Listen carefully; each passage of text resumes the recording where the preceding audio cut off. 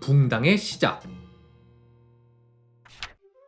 본격적으로 광해군 편을 들어가기에 앞서 붕당에 대해서 잠깐만 짚어보겠습니다. 왜냐면 이걸 알아야 북인이 어쩌고 대북이 어쩌고 하는 걸 이해할 수 있거든요. 선조가 왕위에 오르면서 본격적으로 사림의 시대가 열립니다. 그런데 이 사림이 정권을 잡자마자 급진파랑 옹건파 두 세력으로 분화하는데요. 계기는 김효원과 심의겸의 이조전랑 사태죠. 자세한 내용은 선조 1편 서인대 동인편을 참고해 주시면 감사하겠습니다. 이 이조전랑 사태 때 사림 세력은 김효원파랑 심의겸파로 나눠졌는데, 김효원의 집은 동쪽에 있고 심의겸의 집은 서쪽에 있어서 김효원파를 동인, 심의겸파를 서인이라 부르게 됩니다. 동인과 서인의 차이점은 하나입니다. 외척 세력에 대해 강경한 입장을 취하느냐, 아님 온건한 입장을 취하느냐인데요. 강경파는 외척도 훈구의 일종이니 싹 다 몰아내야 된다 라고 주장했고, 온건파는 외척 중에도 정신 차린 애들은 같이 데리고 가자 라고 주장했죠. 서인에 속한 심의겸이 외척 세력 출신이기 때문에 서인이 온건파이고 동인이 강경파였습니다. 처음엔 율곡이이가 나서서 싸우지마 하면서 둘 사이를 중재하려 했어요. 근데 이이가 죽자 곧바로 균형이 무너져 버렸는데요. 보통 균형이 무너지면 강경파, 급진파 세력이 우세합니다. 당연하죠. 더 적극적으로 강하게 주장하니까요. 온건파는 말리는 입장이니까 소극적일 수밖에 없고요. 이번에도 똑같습니다. 강경파인 동인이 먼저 기세를 잡아요.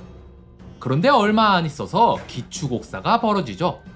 선조의 막강한 지원하에 정철이 미친 듯이 칼을 휘두릅니다.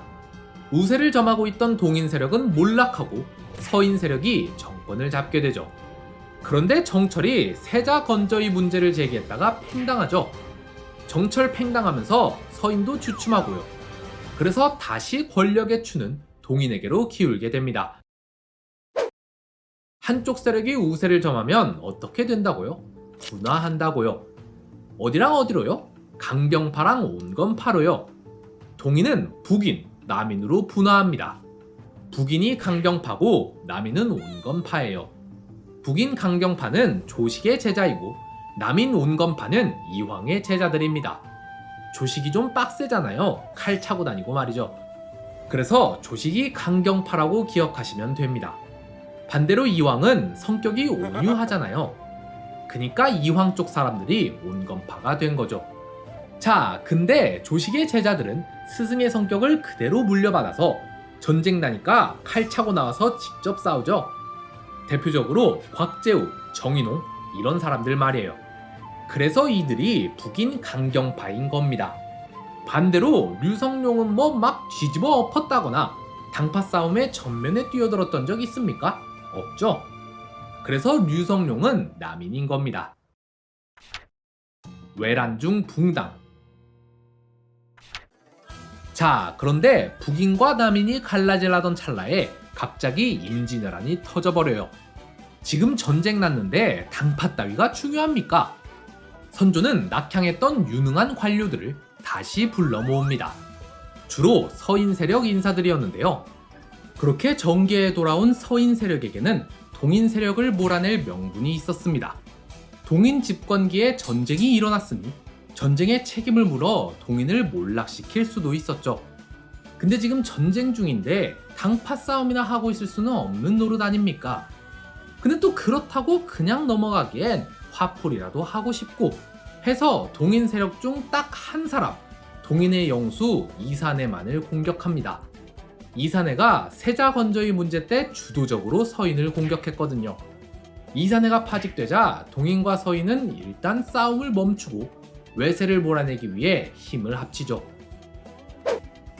흔히들 전쟁 중에도 조정에선 당파 싸움이나 하고 있었다고 알고 계시는 분들 많으시죠? 보통 이렇게 생각하는 이유가 다 징비록 때문이에요. 징비록에서 류성룡이 하도 이순신을 찬양해 놓다 보니까 이걸 읽은 사람들한테는 이순신은 선이라는 공식이 성립돼 버려요. 그 다음에 이순신 착함, 이순신을 추천한 류성룡 착함 류성룡이 속해 있는 동인 착함, 원균 나쁨, 원균을 지지한 윤두수 나쁨, 윤두수가 속한 서인 나쁨, 이렇게 분류를 해버리니까 서인은 나쁘고 동인은 착하다라는 공식이 성립되고, 또 이순신이 백의종군 당했다고 하니까 그럼 이순신 싫어했던 서인이 이순신 몰아내려고 백의종군 시켰겠네. 이 나쁜 자식들이 지금 전쟁 끝나지도 않았는데 구국의 영웅을 백의종군 시켜? 이 와중에 지 밥그릇 챙기려고 당파 싸움이나 하고 있는 게 지금 이게 맞아? 이렇게 생각을 하니까 자연스레 전쟁 중에도 조정은 당파 싸움이나 하고 앉아 있었구나 라고 단정 짓는 건데요. 근데 이건 틀렸어요. 일단 이순신 하나로 선악을 따지는 것도 말이 안 되고요. 애초에 징비록 자체도 류성룡이 자기 미화하려고 쓴 책이라 실제랑 다른 부분도 많고 변명도 많습니다. 그러니 이걸 가지고 류성룡이 선, 동인이 선 이렇게 판단하는 건 당연히 말이 안 되겠죠. 게다가 이순신 백의종군 할 때는 동서 구분 없이 싹 다 이순신 욕했어요. 류성룡도 이순신 깠어요. 왜냐하면 이건 당파 싸움 때문이 아니라 선조가 그렇게 정한 거였거든요. 그렇게 따지면 사실 동인이랑 류성룡이 더 나쁘죠. 얘는 이순신의 역할과 능력을 알매도 불구하고 왕 비위 맞추려고 같이 욕한 게 되는 거잖아요. 이때는 정보가 애매해서 얘네도 헷갈리고 있었는데 하필 또 이 타이밍에 이순신이 실수를 하는 바람에 동서 구분 없이 몰아가기식으로 이순신을 욕한 거지 당파 싸움 때문에 이순신이 피해를 입은 게 아닙니다. 실제로는 전쟁 중엔 당쟁이 별로 심하지 않았어요. 자기 세력 비호하는 거야 뭐 그 정도는 할 수 있는 거 아닙니까? 근데 기본적으로 외적을 물리쳐야 한다는 공동의 목표가 있었기 때문에 이때는 당파를 막론하고 힘을 합치는 상태였습니다. 전쟁 후 붕당. 자, 그럼 전쟁이 끝난 다음엔 어땠을까요? 일단 휴전기부터 보자면 강화 협상이 진행되면서 전쟁이 소강 상태에 접어들자 다시 상파 싸움을 시작합니다. 자, 근데 동인은 지금 분화된 상태죠. 강경파인 북인과 온건파인 남인으로 말이에요. 남인은 온건파인이 서인 척결에 적극적이지 않았습니다. 그러니 구도는 강경파인 북인 대 서인으로 잡혔는데요. 여기서 붕당의 천재 선조의 수완이 다시 한번 빛을 발합니다. 선조는 여기서 북인의 편을 들어줘요. 자, 생각해보세요. 보통 선조가 이순신을 싫어하고 원균을 좋아했다고 알고 있죠. 근데 원균을 지지했던 윤두수는 서인 세력이란 말이에요. 그럼 이 논리대로라면 선조가 서인 편을 들어줬어야 하는데 선조는 북인 편을 들어줍니다. 그러니까 이 사람은 붕당으로 정치 구도를 짤 때 자신의 호불호를 배제할 수 있는 사람인 거예요. 대단하지 않습니까? 이래서 선조를 붕당의 천재라 부르는 겁니다. 선조의 후원을 힘입어 서인 세력을 물리친 북인은 이제 남인을 향해 칼끝을 겨눕니다. 그러던 중 북인에게 절호의 기회가 찾아오는데요. 선조 31년 9월, 이때는 이미 도요토미 히데요시가 죽어서 조선에 남아있는 일본군에게 철수 명령이 내려진 상황이었어요. 뒤에 사로 병신책이랑 노량해전이랑 해서 몇 개 더 남긴 했는데 이미 대세가 기울어서 전쟁의 끝이 보이는 상황이었습니다. 자, 근데 이때 명나라 사신이 명나라 조정에다 글을 하나 올려요. 근데 그 내용이 아주 기가 막힙니다.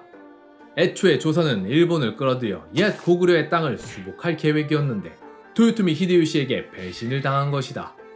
또한 조선은 일본 연호를 앞에 쓰고 중국 연호를 뒤에 조그맣게 쓰는 등 중국보다 일본을 우선시했다. 게다가 자기네 왕 묘호로 태조, 세조와 같이 중국 황제의 묘호에나 붙이는 칭호를 사용하니 이는 분수를 몰라도 한참 모르는 것이다. 이 사실을 알게 된 선조는 즉시 해명에 나설 것을 촉구합니다. 이때 선조는 류성룡에게 이 일을 맡아달라 했는데요. 류성룡은 당시 영의정으로 있었을 뿐만 아니라 중국과의 외교에서도 탁월한 능력을 보여줬거든요. 그런데 이걸 단칼에 거절해버리는 류성룡. 신은 이미 늙고 병들어 이 고된 일을 감당하기엔 무리가 많사옵니다. 선조는 여러 번 부탁을 했지만 류성룡은 끝까지 안 가겠다고 버텼는데요. 그러자 이때다 싶었는지 발벗고 류성룡 탄핵에 나선 북인 세력 이첨을 시작으로 홍문관이 힘을 더하고 거기에 유생까지 나서서 거세게 류성룡을 탄핵합니다. 안 그래도 선조에겐 이순신을 싸고 돌던 류성룡이 눈엣 가시였을 겁니다. 그런데 지금 영의정씩이나 돼서 이 정도 일도 하기 싫다고 버티는 건 자기 입으로 그만하고 싶다는 거나 다름없죠. 결국 남인의 영수 류성룡이 귀양을 가면서 북인은 남인을 상대로 승리를 거두게 됩니다. 이때 류성룡이 귀양 가서 쓴 책이 바로 징비록이에요. 앞서 징비록이 류성룡이 자기 미화하려고 쓴 책이라고 했는데 그런 면도 있으니까 감안하고 봐야 된다는 거지. 그렇다고 해서 징비록이 지닌 가치를 전혀 무시해서는 안 됩니다. 류성룡은 전쟁 내내 영의정이나 도체찰사같이 핵심 결정권자로 있었습니다.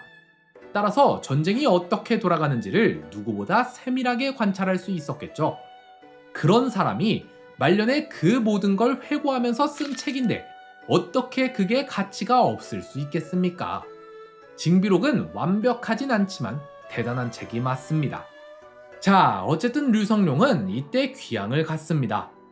이후 선조는 다시 류성룡을 조정에 부르려 했으나 류성룡은 한사코 사양하다 선조 40년에 향년 66세에 이르러 눈을 감습니다.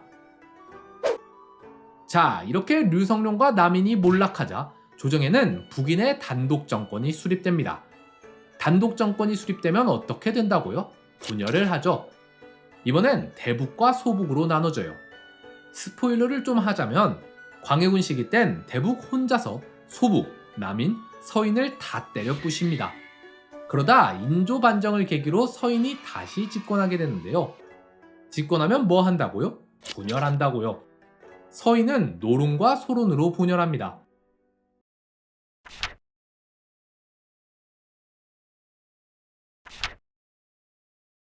공빈과 인빈. 자, 이제 본격적으로 광해에 대한 이야기를 시작해볼까요? 선조에겐 정비 의인왕후가 있었습니다. 그런데 어째서인지 의인왕후는 아무리 시간이 지나도 임신을 하질 못했어요. 정비가 임신을 못하니 선조의 관심은 후궁에게로 갈 수밖에 없었죠. 가장 총애를 많이 받던 후궁은 공빈 김씨였습니다. 그러던 어느 날 공빈 김씨가 아들을 낳습니다. 그가 바로 선조의 장남 임해군인데요. 게다가 얼마 안 있어 공빈이 아들을 한 명 더 낳으니 그가 바로 선조의 차남 광해군이었죠. 그런데 광해를 낳은 뒤 산후병을 얻고만 공빈. 결국 공빈은 끝내 회복되지 못하고 광해를 낳은 지 2년이 좀 지나 사망하고 맙니다. 이 때문에 선조는 훗날 광해더러 제 어미의 살을 찢고 나온 놈! 이라고까지 했죠. 한편 공빈은 죽는 순간까지도 미련을 버리지 못했는지 선조에게 이런 말을 합니다. 전하, 신첩이 이리도 아픈 이유는 다른 후궁들이 신첩을 저주했기 때문이옵니다. 말도 안 되는 소린데 또 선조는 이걸 믿었는지 공빈이 죽은 뒤에도 한동안 다른 후궁들을 멀리했다고 하는데요. 이게 사실이라면 정말로 공빈을 많이 사랑하긴 했나 보죠. 그런데 왕이 품을 수 있는 여인이 한둘도 아니고 눈만 돌리면 여인이 넘쳐나는데 언제까지 죽은 공빈만 그리워하며 살 수는 없는 노릇 아니겠습니까? 선조는 그새 새 사랑을 찾아 나섭니다. 선조의 선택을 받은 여인은 인빈 김씨였습니다. 근데 선조도 또 선조인 게 그새 인빈한테 홀딱 빠져서는 인빈이 낳은 아들 의안군과 신성군만 총애하고 임해군이랑 광해군은 거들떠도 안 봐요. 뿐만 아니라 인빈은 그 뒤로도 계속해서 선조의 총애를 받아 자식을 무려 9명이나 낳습니다. 이 중 4명이 아들이에요. 1577년에 선조의 셋째 아들 의안군을 낳고 1578년에 넷째 신성군을 낳고 1580년에 다섯째 정원군을 낳고 1589년엔 여섯째 의창군을 낳습니다. 이 중 다섯째 정원군이 바로 훗날 왕위에 오르는 인조의 아버지예요. 어쨌든 공비는 이미 죽었고 인비는 선조의 마음을 독차지했습니다. 자연스레 임해군과 광해군은 선조의 관심에서 멀어졌고 의안군과 신성군이 선조의 사랑을 듬뿍 받았죠. 간혹가다 임해군이 삐뚤어진 이유가 이러한 환경 탓일 거라는 추측이 있습니다. 아니면 광해군의 총명함을 알아챈 임해군이 일부러 못난 짓을 해서 광해군에게 왕위를 넘겨주려 했다는 추측을 하기도 하는데요. 이게 둘 다 말도 안 되는 게 일부러 못난 짓을 했다고 하기엔 그 수위가 해도 적당히 해야죠. 무슨 막 사람을 죽이기까지 하고 그럽니까? 그리고 환경 탓에 삐뚤어졌다고 하기엔 정원군이나 순하군처럼 선조의 다른 아들들 중에도 비슷한 결을 보이는 자식들이 있잖아요. 그래서 그냥 그 내재돼 있는 DNA가 발동한 거라고 보는 게 맞지 않나 싶습니다. 영웅이 된 세자. 자, 그러다 세자 건저희 문제가 터지죠. 자세한 내용은 선조 7편 세자 건저희 문제와 종계 변모를 참고해 주시면 감사하겠고요. 간단하게 요약하자면 선조 나이가 벌써 40이라 이제 세자를 책봉해야 하는데 일단 첫째 임해군은 나가리고 셋째 의안군은 11살의 나이로 요절해버렸단 말이에요. 그러니 남은 후보는 둘째 광해군과 넷째 신성군 둘밖에 없습니다. 둘 중 신성군은 아직 어려서 총명함을 드러내지 못한 반면에 광해군은 어려서부터 총명함을 드러냈습니다. 그러니 신하들 입장에선 당연히 광해군을 세자로 삼고 싶었겠죠. 근데 문제는 선조가 노골적으로 신성군을 총애했다는 겁니다. 여기서 괜히 정철이 눈치 없게 광해군을 세자로 책봉해달라고 말 꺼냈다가 서인이 다 같이 실각해버려요. 자, 이 시절엔 왕 나이 40이면 당연히 세자 책봉해야죠. 근데 이걸 갖고 이를 이렇게나 키운다? 이건 사실상 말만 안 했지 광해군 말고 신성군을 세자로 세우겠다는 거거든요. 그래서 신하들 사이에서도 신성군이 세자가 될 거란 생각이 만연해 있었을 겁니다. 그런데 1592년 임진왜란이 터져버립니다. 조선의 비밀병기 이일과 신립은 초반부터 개박살나고 일본군은 발에 모터가 달린 듯 빠르게 한양을 향해 북상했죠. 누가 봐도 한양을 버리고 피난을 가는 게 맞는 상황이었습니다. 그런데 이렇게 큰 전쟁이 나면 전쟁 중에 왕이 어떻게 될지 모르니 빨리 세자를 세워야겠죠. 지금 세자를 세우려는 이유 자체가 혹시라도 왕이 잘못될 경우 왕위를 잇기 위함인데 다 큰 18살짜리 광해군을 냅두고 15살밖에 안 된 신성군을 세자로 세우는 건 말이 안 됐습니다.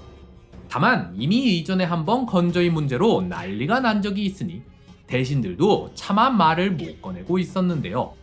그러자 결국 선조가 먼저 광해를 세자로 세우자고 합니다. 광해를 세자로 세우는 것이 어떠한가? 원래대로였으면 세자를 책봉할 때 5일 동안 성대한 잔치를 치러야 했지만 상황이 상황인지라 광해는 조촐한 임명식만 하고 바로 피난길에 오릅니다. 일단 피난을 가긴 했는데 왜군이 순식간에 한양까지 먹어버렸다는 사실을 들은 선조는 겁을 잔뜩 먹고는 아예 나라를 버리고 명나라로 도망쳐버리려고 합니다.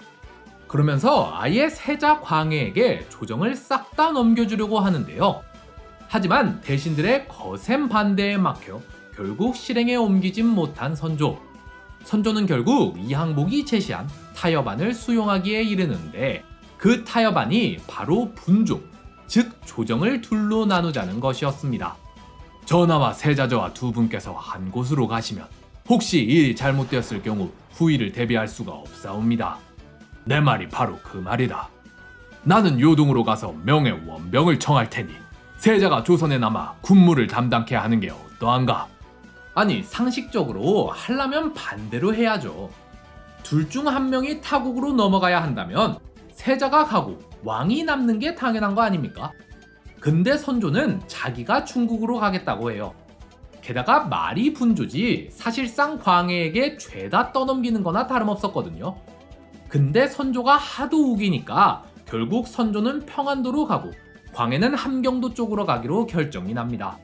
자, 이제 요동이 코앞입니다. 좀만 더 가면 명나라 땅이니 선조는 가슴이 벅차올랐겠죠. 그런데 원래 명나라가 선조의 망명을 거절해버립니다. 아니, 지금 체면이고 뭐고 다 던지고 여기까지 왔는데 여기서 이러면 안 되는데. 그런데 그때 한산대첩을 계기로 전국 각지에서 시작된 조선의 격렬한 저항. 결국 더 이상 앞으로 나가는데 한계를 느낀 일본군은 진격을 멈췄고, 금방이라도 끝날 것 같았던 전쟁은 반전의 기미를 보이기 시작합니다. 게다가 선조와 대신들의 애달픈 호소에 못 이긴 명나라는 결국 지원군을 파견하기로 결정하는데요. 그렇게 명군까지 합세하자 이젠 진짜로 전세가 역전되기 시작합니다. 일본군은 한양으로 퇴각하고 조명연합군도 남하하기 시작하죠. 그러자 이를 본 선조는 언제 그랬냐는 듯이 얼굴에 철판 딱 깔고 조선에 남아 왕노를 계속해 먹기로 마음을 바꿉니다. 한편 분조를 맡게 된 광해는 원래 함경도로 올라가기로 했습니다. 그런데 함경도가 이미 왜군에 점령당했다고 합니다. 임해군과 순하군의 트롤짓으로 함경도의 민심이 돌아서 버리는 바람에 함경도가 너무 빨리 일본군의 손에 넘어가 버린 겁니다. 여러분이 광해였다면 이때 어떻게 하셨을 것 같나요? 저라면 평안도로 갔을 겁니다. 근데 광해는 여기서 남쪽으로 가길 택합니다. 그야말로 적진 한가운데를 누비며 무너진 정부를 바로 세우는데요. 조정을 떠났던 관료와 선비들이 광해를 찾아왔으며 흩어진 민심이 광해에게로 모아졌죠. 심지어 명나라에서도 광해에 대한 칭찬이 자자했어요. 명나라 측에서 먼저 왕을 교체하려는 움직임을 보이기까지 했는데요. 그만큼 광해의 활약은 대단했고, 이 시기의 광해는 그야말로 조선의 조정이자 풍전등화 같던 나라를 지킨 구국의 영웅이나 다름없었죠.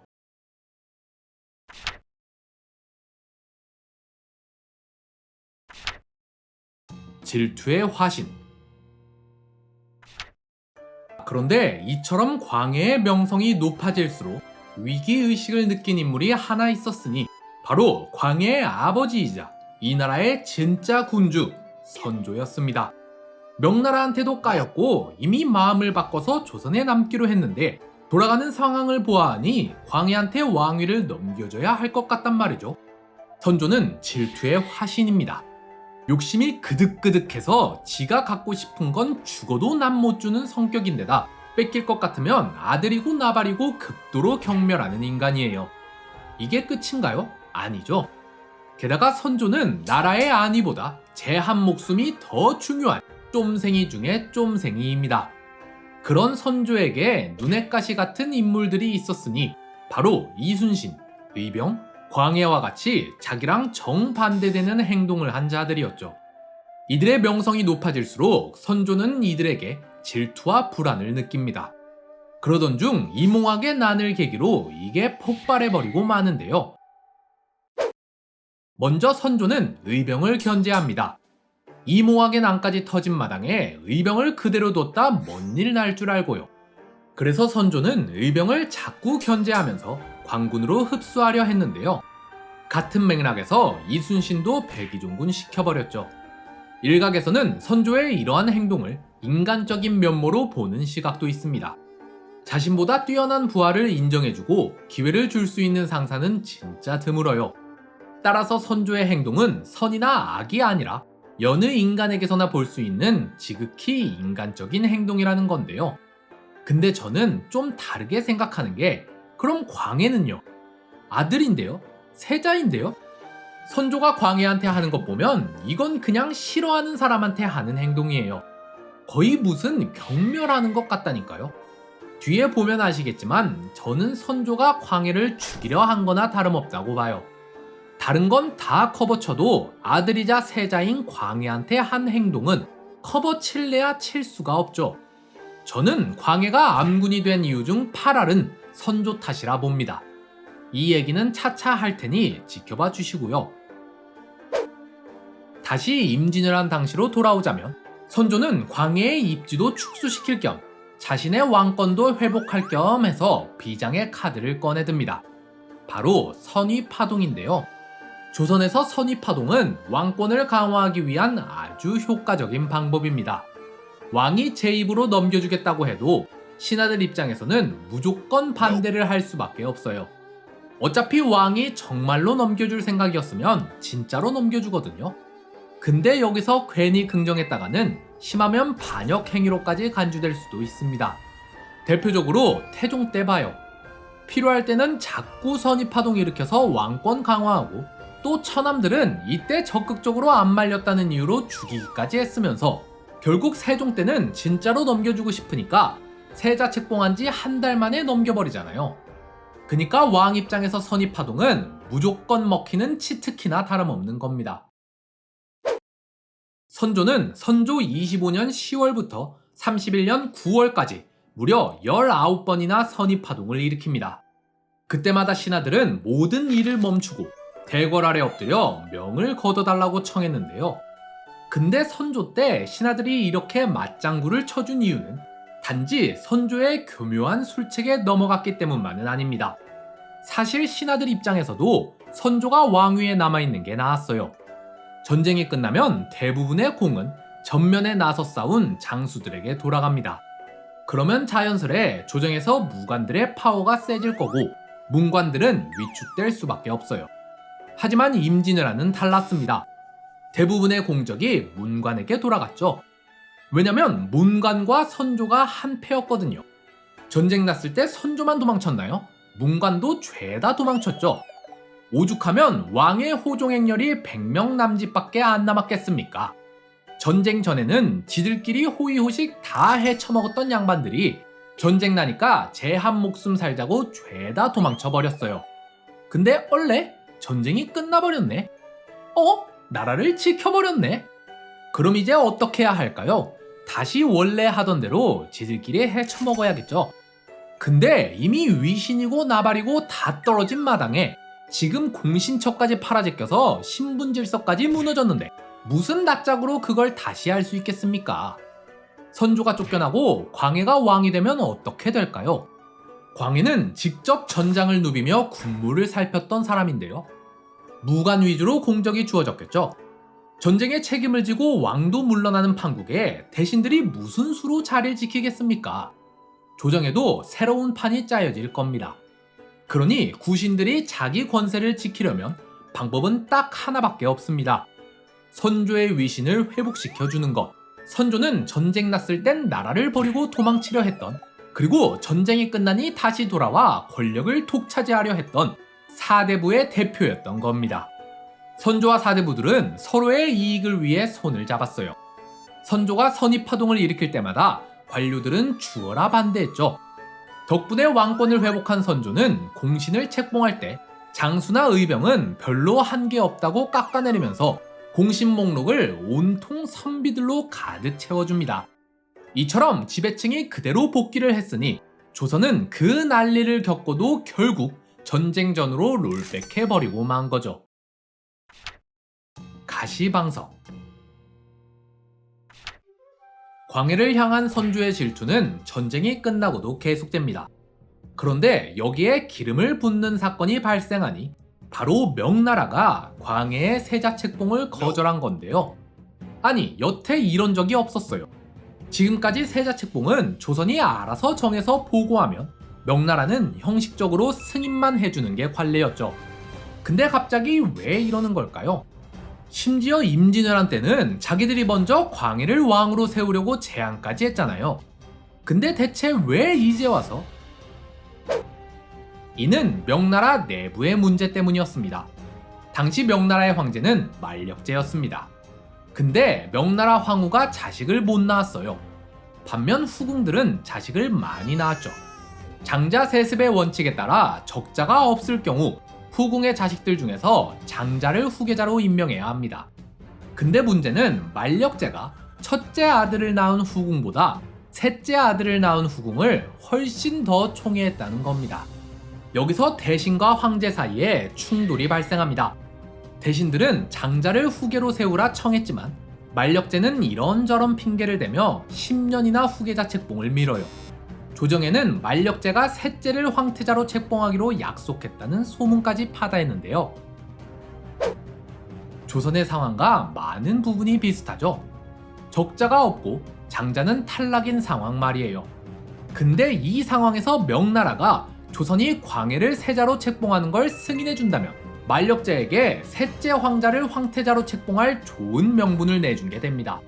따라서 명나라 신하들은 이런 명나라 내부 사정 때문에 광해의 세자 책봉을 거절했던 건데요. 덕분에 선조는 광해를 핍박할 아주 좋은 명분을 얻게 됩니다. 아예 세자 취급도 안 해줘요. 한 번은 세자가 문안 인사를 오자 명예 승인도 받지 못한 녀석이 무슨 세자란 말이냐? 라며 문전박대를 해버리죠. 이러한 선조의 모습은 질투를 넘어 경멸의 지경까지 오른 게 아닌가 싶습니다. 그러던 어느 날, 안 그래도 고난과 핍박의 시절을 이어가던 광해에게 절체절명의 위기가 찾아오게 되는데,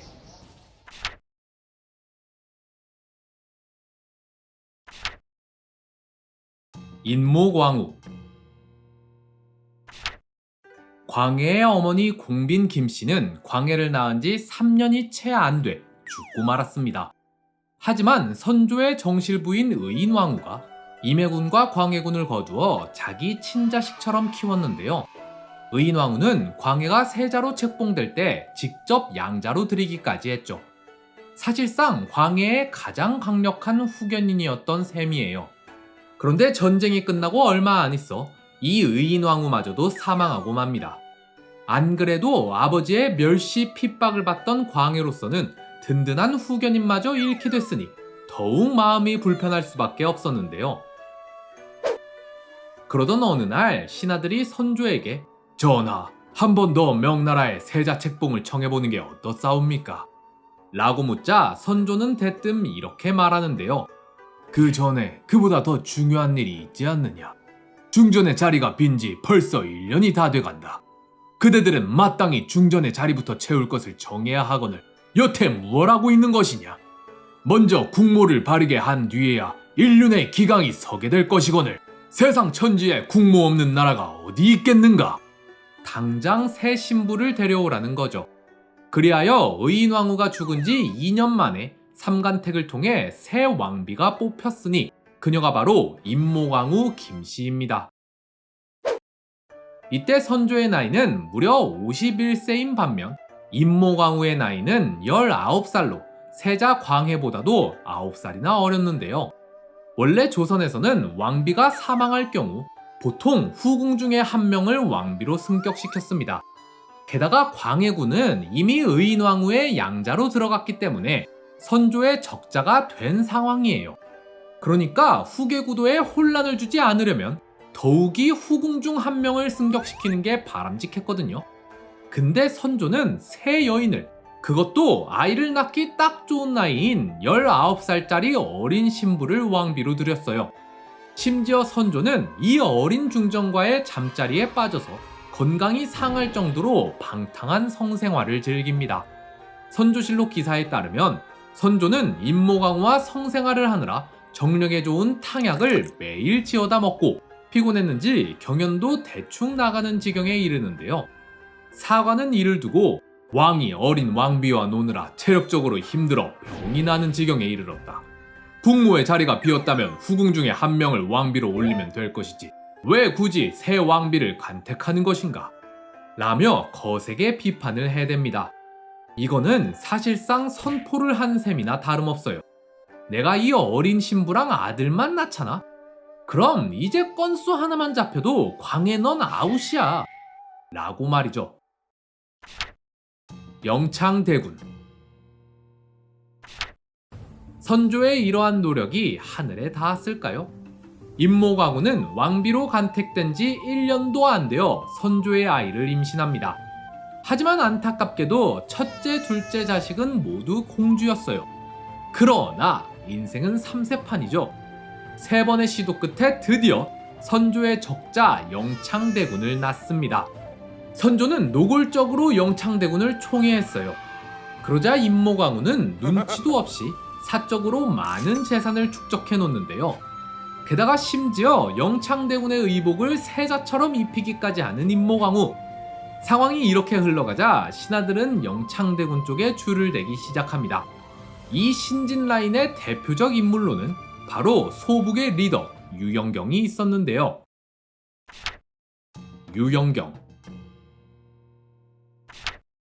유영경은 1550년생이었습니다. 아버지는 유이라는 인물로 종구품 참봉을 지낸 적이 있어요. 그리 높은 관료 집안 출신이 아니었던 거죠. 1572년 유영경은 고작 23살밖에 안 된 어린 나이로 문과에 급제합니다. 일찍 관직에 든 것 치곤 별 특이사항이 없이 지내다가 1592년에 임진왜란이 터지자 황해도 순찰사로 임명되는데요. 이때 유영경은 직접 외적 6명의 목을 베고 왜군을 물리치는 등 나름의 활약을 합니다. 그러나 한편으론 전쟁이 터지자 곧장 자기 가족들부터 전부 피난시켜버려서 선조한테 꾸중을 듣기도 했는데요. 근데 사실 이건 흠도 아니죠. 전쟁 났는데 가족 대피 안 시키는 사람이 얼마나 되겠습니까? 이 유영경이 가진 특장점이 하나 있는데 바로 눈치가 백단이었단 겁니다. 왕의 의중을 귀신같이 알아채서 딱 원하는 행동을 기가 막히게 해줘요. 이쁨 받는데 아주 도가 텄다고 볼 수 있는데요. 이 덕분에 유영경은 선조의 특별한 총애를 힘입어 병조 참판부터 영의정까지 고속 승진을 할 수 있었습니다. 자, 앞선 화에서 살펴봤듯이 전쟁이 끝난 후 정권을 쥔 세력은 북인 세력이었습니다. 그런데 정권을 쥐자마자 북인이 두 갈래로 찢어졌다고 했죠. 계기는 홍여순이라는 인물이 대사원이 되는 게 맞냐 아니냐였습니다. 이를 두고 유영경과 정인홍이 격렬한 논쟁을 벌이다 결국 합의하지 못하고 갈라서게 되는데요. 유영경을 영수로 하는 소북과 정인홍, 이사내를 영수로 하는 대북으로 말이죠. 두 세력 간의 대립이 심화되는 가운데 보북의 영수 유영경이 승부수를 하나 띄웁니다. 눈치 빠른 거 하나로 영의정까지 오른 인물답게 유영경은 광해군이 아닌 영창대군을 지지해요. 선조의 마음이 이쪽에 있다는 걸 눈치챈 거죠.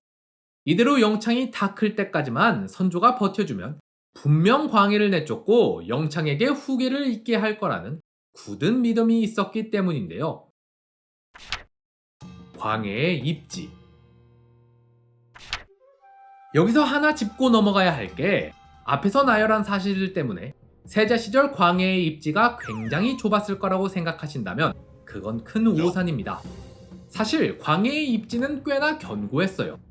일단 광해는 이미 공식적으로 세자 책봉이 되었습니다. 그리고 이때 이미 유인왕후의 양자로 입적을 했고요. 그러니 광해는 더 이상 서자가 아니라 적자인 거예요.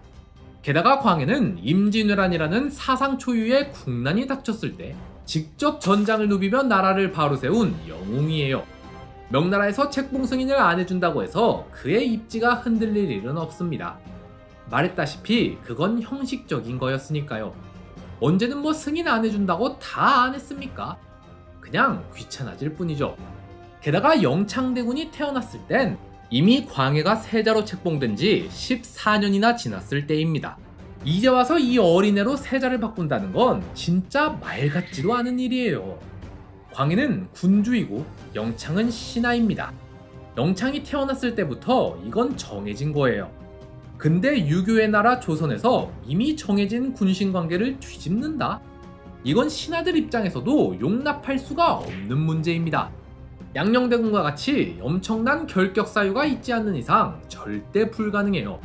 근데 광해는 이미 구국의 영웅이라니까요. 선조도 이걸 알았기 때문에 죽을 때까지 단 한 번도 영창을 세자로 책봉하겠다는 말을 입 밖에 내지 않았습니다. 이건 만약에 말까지 했다가 못 뒤집으면 나중에 광해가 왕위에 올라서 영창을 살려둘 리가 있겠습니까? 선조 입으로 영창한테 사형 선고 내리는 거나 다름없어요. 다만 말만 안 했을 뿐이지 온몸으로 표현을 다 했단 게 문제죠. 아니 못할 거 알면 그냥 포기하던가 뭔 생색이란 생색은 다 내놓고서 말만 안 했다고 그게 없던 일이 됩니까?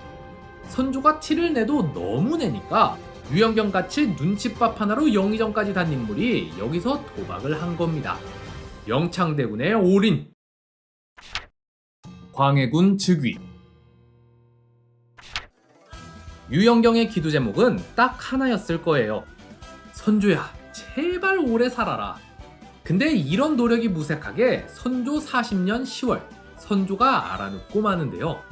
기록으로 보아 선조는 이미 1년 전부터 상태가 안 좋았고 결국 병세가 심해져서 쓰러진 듯 보입니다.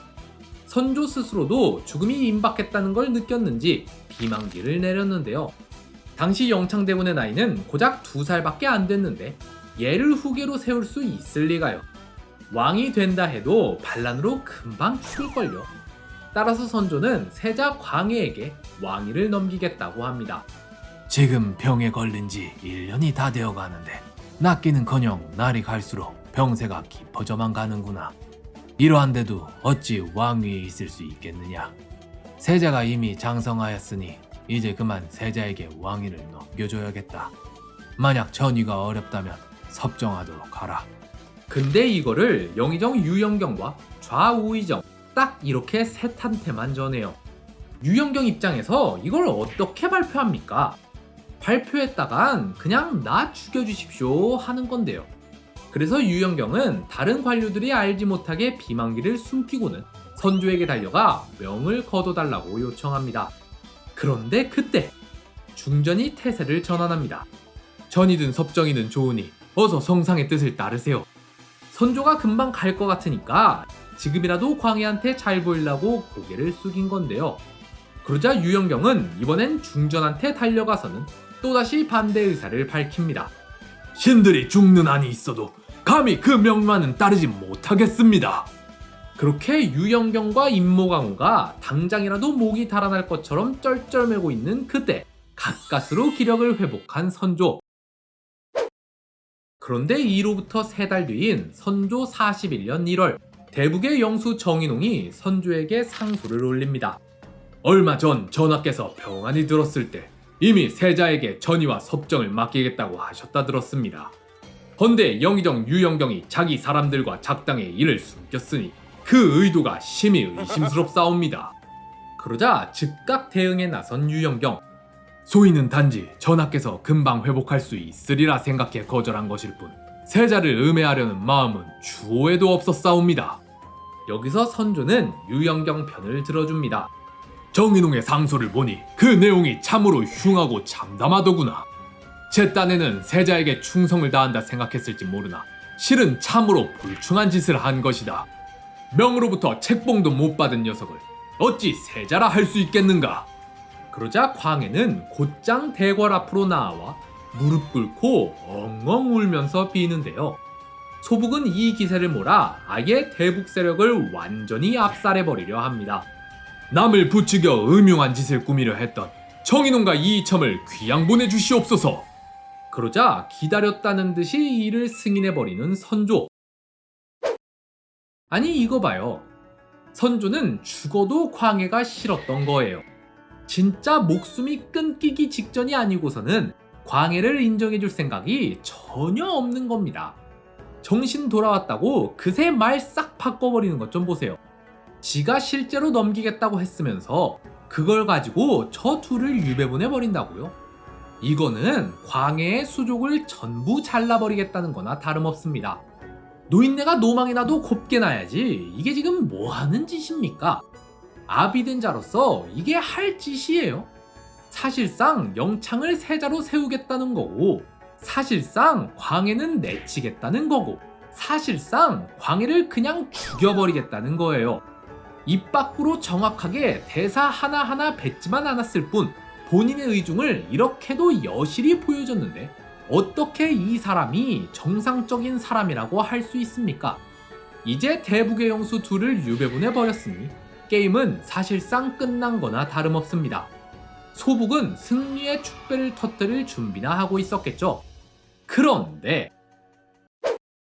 유배 명령을 내린 지 고작 이틀 뒤 선조 41년 2월 1일 찹쌀밥을 먹은 뒤 선조의 병세가 갑자기 위독해지더니 그날로 세상을 떠나고 맙니다. 자, 이제 게임은 끝났습니다. 보통 관례상 선왕이 죽은 뒤 5일이 지나야 즉위식을 올려요. 왜냐면 혹시나 그 안에 다시 살아날 수도 있다는 생각을 해서인데요. 그런데 신하들은 선조가 죽자마자 즉시 광해에게 달려가 즉위식을 올리라고 간청합니다. 그동안 광해가 받았던 온갖 멸시 천대 핍박을 만회하기 위해서였는데요. 중전마저도 게임이 끝났음을 알고 바로 태세를 전환했죠. 그렇게 선조가 죽은 바로 다음날 세자 광해가 왕위에 오르니 그가 바로 조선 제15대 왕 광해군입니다.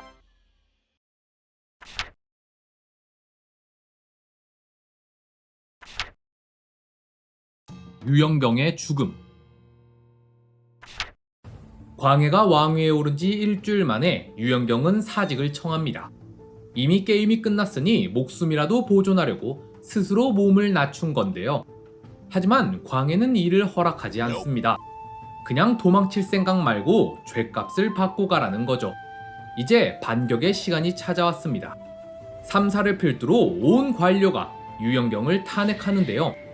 영의정 유영경은 본래부터 심성이 흉악한 사람으로 오래도록 권력을 잡고 있으면서 임금의 눈과 귀를 가리고 제멋대로 권세를 휘둘렀으니 사람들은 그를 일컬어 간용이라 지목하였습니다. 그런데 아직도 그가 정승의 자리에 버티고 있으니 날이 갈수록 사람들의 분노가 치솟고 있사옵니다.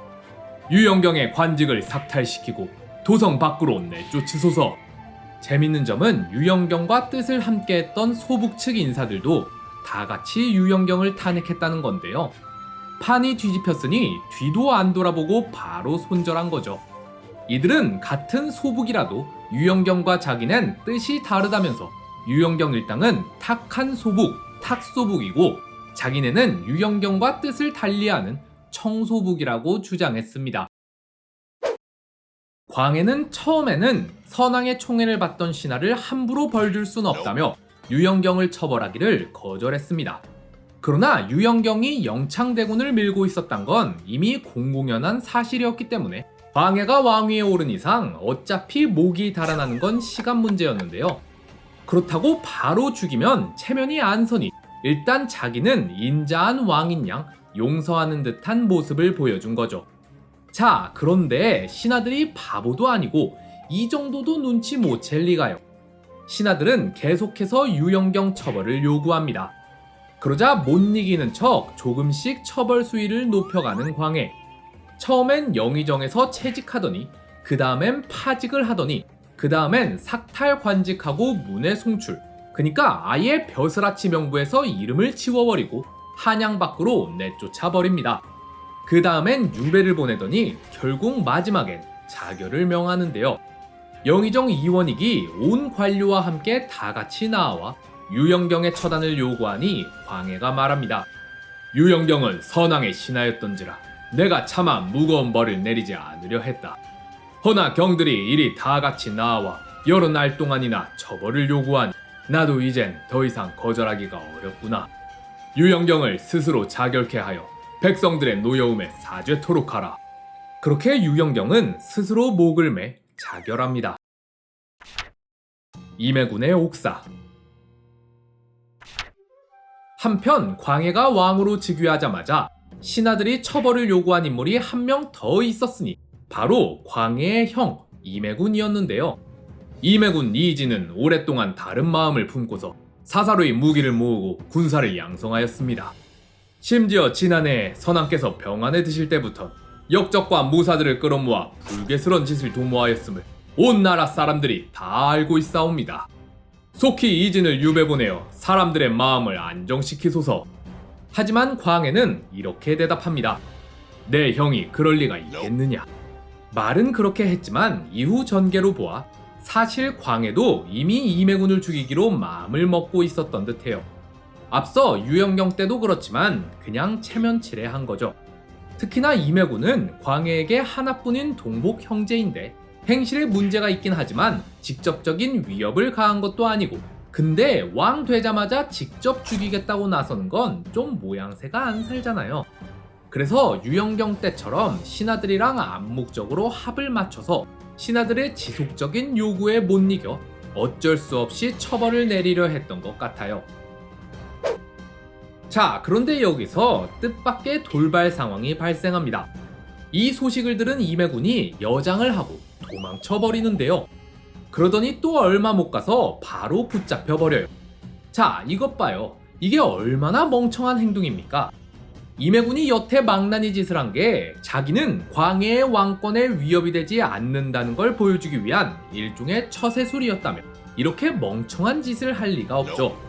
여기서 도망을 친다는 건 스스로 죄를 인정하는 거나 다름없습니다. 임해군이 스스로 명분을 만들어줬으니 광해 입장에서는 이제 거칠 게 전혀 없어졌는데요. 삼사는 곧장 임해군을 외딴 섬으로 유배보내버릴 것을 요구합니다. 그러자 광해는 이미 임해군의 반역 모의가 진짜인 걸로 못 박아버리고 이를 수락하는데요. 그렇게 본격적으로 옥사가 시작되면서 관련자들이 줄줄이 끌려나왔죠. 이들은 한사코 혐의를 부인했지만 광해는 직접 옥사를 주관하며 가혹한 문초를 가합니다. 그러자 호된 고문을 못 이긴 노비 한 명이 마당에 무기를 숨겨놨다고 자백하는데요. 그런데 막상 가서 파보니까 원래 무기가 하나도 안 나옵니다. 그러자 광해는 이렇게 말합니다.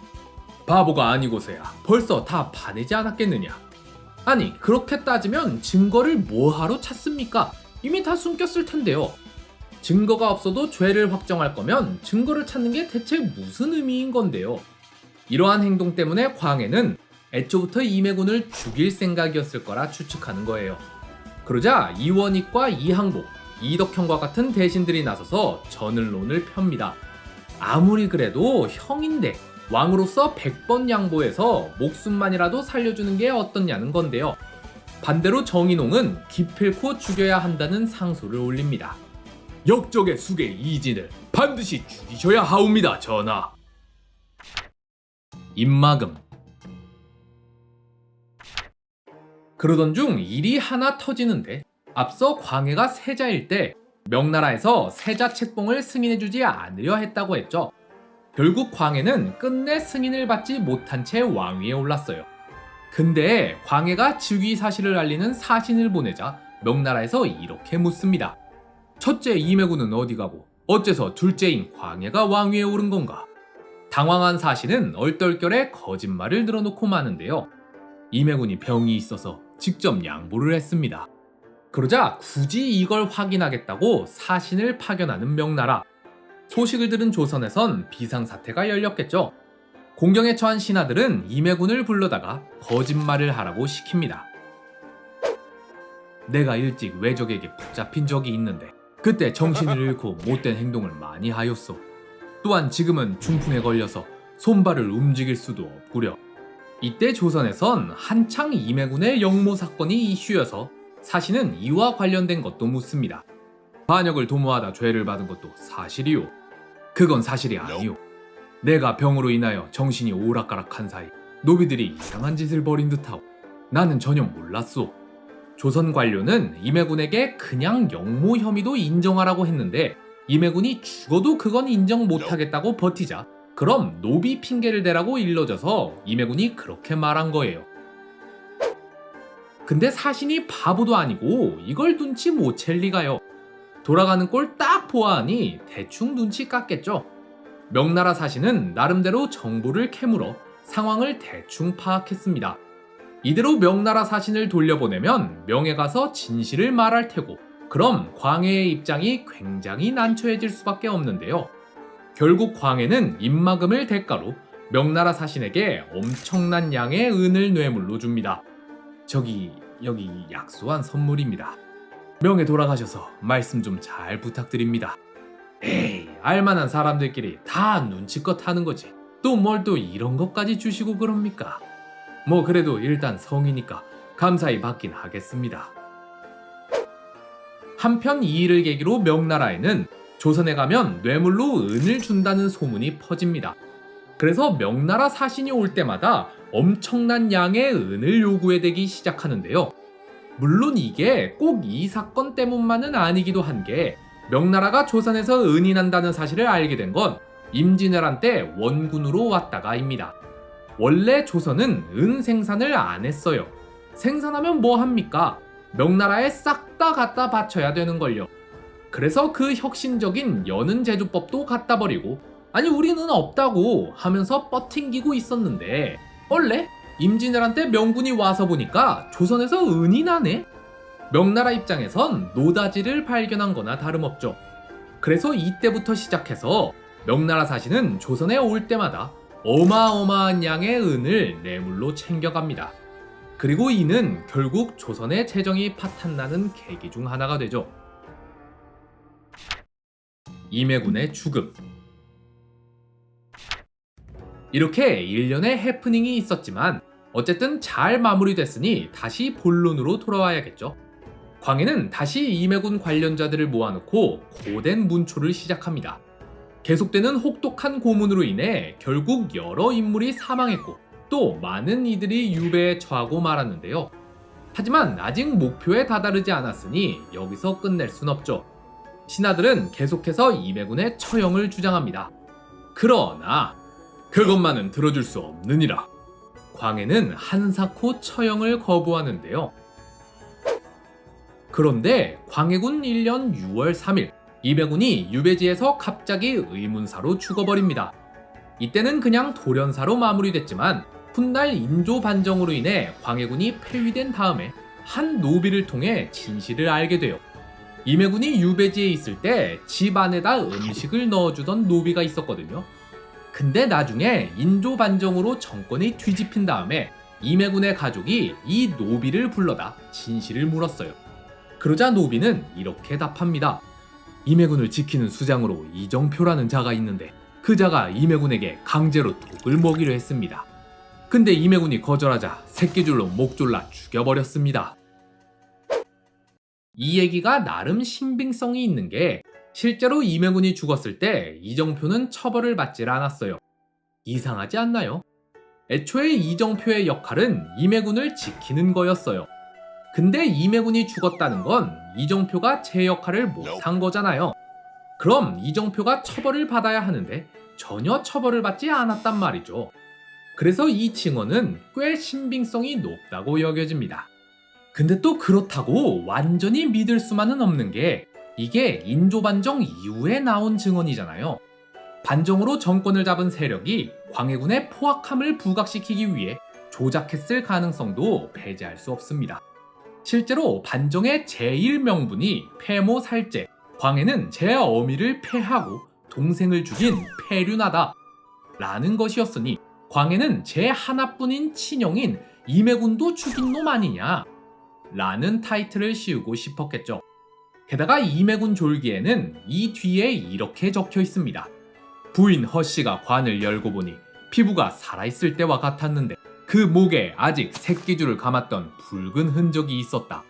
아니, 임해군 죽은 게 1609년이고 인조반정이 1623년이니까 이미 죽은 지 14년이 지났단 말이에요. 근데 관을 열어보니까 피부가 그대로 붙어 있었다. 아니 뭐 임해군 시신은 14년 동안 썩지도 않나요? 그래서 결론은 꽤 신빙성 높은 증언이긴 한데 100% 믿을 수는 없다 라는 겁니다. 근데 저는 여기서 하나 의문인 점이 임해군은 신하들의 존경도 받지 않았고 애초에 광해군에게 전혀 위협이 되질 않았어요. 게다가 심지어 광해에겐 하나뿐인 동복 형제인데 이렇게까지 하는 이유를 도저히 모르겠거든요. 훗날 광해가 폐모살제를 한 걸로 보아 아마 애초부터 피도 눈물도 없는 사람이라 그랬을 수도 있긴 합니다. 아니면 뒤에 계속 나오겠지만 광해가 반정 노이로제가 있거든요. 그래서 원래는 그냥 살려줄라 했는데 임해군이 도망친 것 보고 그 노이로제가 발동해서 그때 죽여야겠다 결심했을 수도 있고요. 또 굳이 이유를 찾자면 그냥 싫어서 라고 할 수밖에 없지 않을까. 그렇게 따지면 선조가 제 아들인 광해를 그렇게 핍박했던 것도 이해가 되질 않잖아요.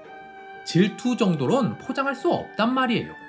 진짜 그럴듯한 명분이 없어서 못한 거지 사실상 죽이려고 한 거나 다름없어요. 만에 하나라도 영창이 왕이 됐으면 광해가 살 수 있었을 리가요. 게다가 선조의 다른 아들들을 보면 유독 잔악무도한 자들이 많습니다. 임해군도 그렇고 정원군이랑 순하군도 그렇고 말이죠. 그래서 이 핏줄 자체가 좀 피도 눈물도 없는 그냥 싫으면 다 죽이는 성격이 아닌가. 광해도 결국 여러 옥사를 일으켜서 사람을 많이 죽이지 않았습니까? 광해도 결국 선조의 아들이니까 어느 정도 그 성향을 물려받지 않았나 싶습니다.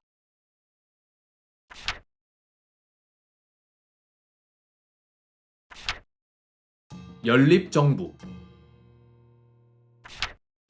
사람은 누구나 어린 시절의 경험이 성인이 된 뒤에도 큰 영향을 끼칩니다. 그러니 인격이 형성될 시기에 어떤 교육을 받는지에 따라 그 사람의 성격이 만들어지고 훗날 인생을 좌지우지하게 되는데요. 저 옛날 조선시대 때의 왕도 똑같습니다. 세자 시절의 경험이 왕이 된 뒤에 전국을 주도하는데 큰 영향을 끼치죠. 본인이 세자였을 때 왕인 아버지가 하는 걸 보고 무엇을 배워야 할지, 무엇을 배우지 말아야 할지를 생각합니다. 예종은 아버지 세조가 절대 왕권을 이룩한 걸 보고 나도 저렇게 되고 싶다 라는 생각을 했습니다. 그래서 자기가 왕이 된 뒤에 똑같이 하려 했는데요. 반면 연산군은 아버지 성종이 대간들에게 휘둘리는 걸 보고 난 저렇게 되지 말아야지 라고 생각했습니다. 그래서 자기가 왕이 된 뒤엔 반대로 관료들을 억압하는 절대 왕권을 추구했죠. 그럼 광해군은 어땠을까요? 광해군은 아버지 선조가 붕당 정치를 주도하며 자꾸 당파 싸움을 시키는 게 마음에 안 들었나 봅니다. 아마도 정철이 자신을 세자로 삼아달라고 청했을 때 그걸 가지고 서인 세력을 실각시킨 걸 보며 실망을 했던 것 같은데요.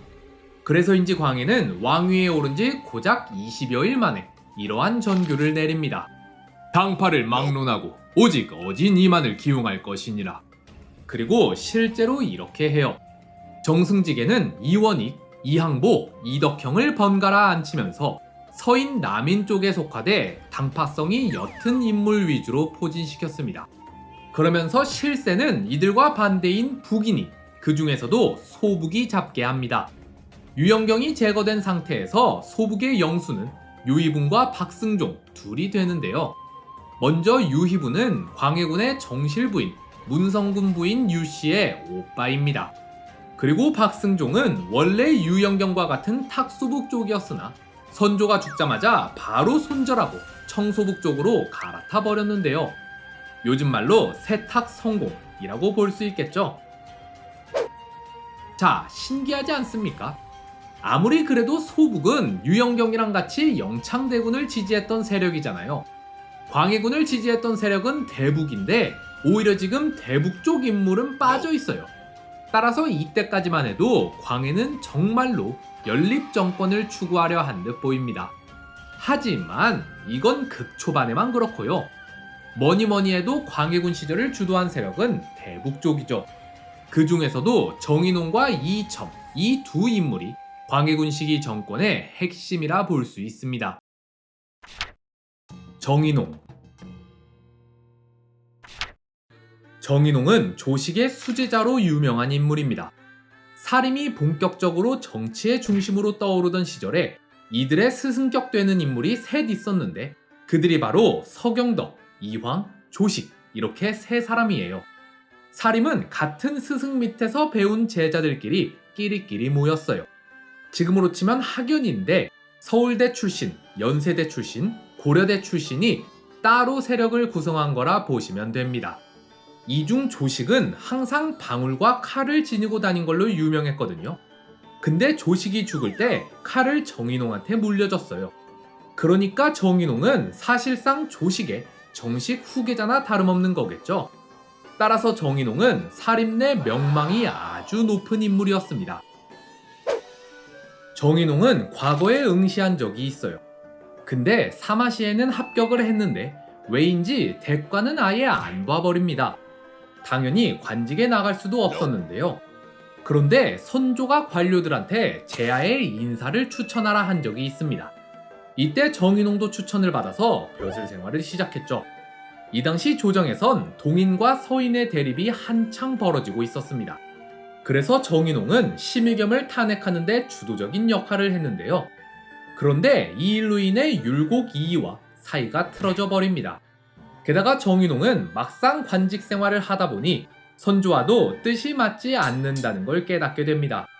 그러자 미련 없이 관직을 때려치고 바로 낙향해버리는 정인홍. 얼마 후 임진왜란이 일어나자 정인홍은 의병을 일으킵니다. 조식의 제자로 유명한 또 다른 인물인 곽재우도 의병을 일으켰죠. 둘은 경상우도에서 일본군의 진격을 막아 전라도를 지키는데 아주 큰 역할을 해냅니다. 정유재란 때 의병이 거의 활동을 안 했는데 정인홍은 이때도 의병을 일으켰어요. 이렇듯 그는 나라가 위기에 처하면 스스로 전장에 나가 싸우는 인물이었습니다. 그래서 왕을 따라 피난 행렬에 합류한 류성룡이나 성온 같은 인물을 대차게 까기도 했는데요.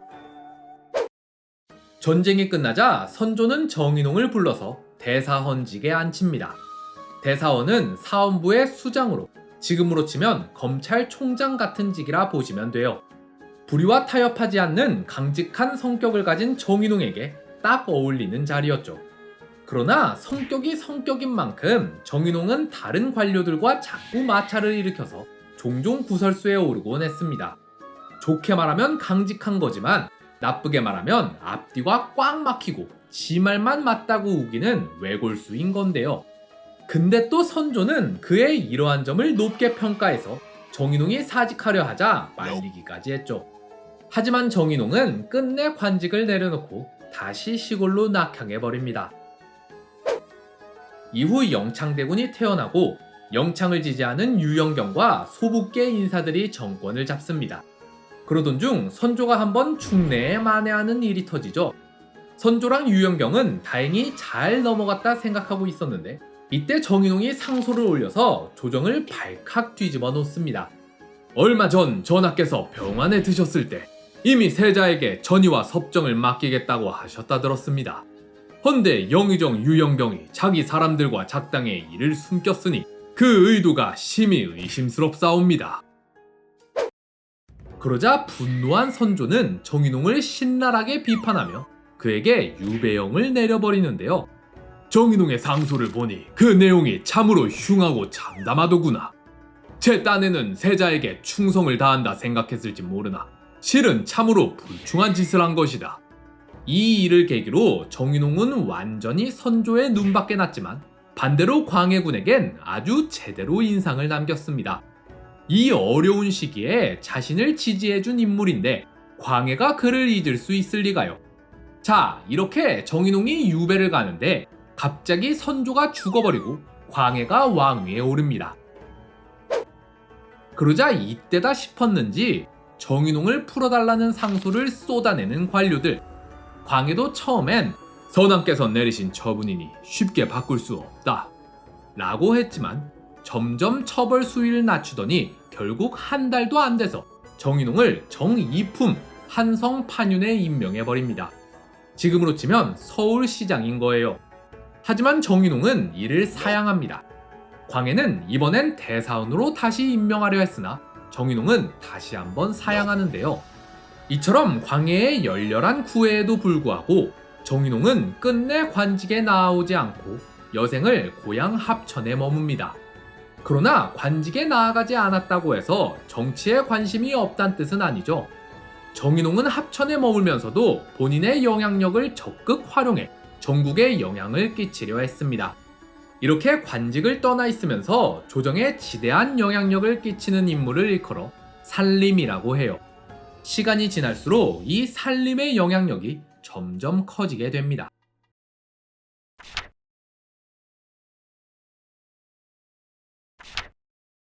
이점.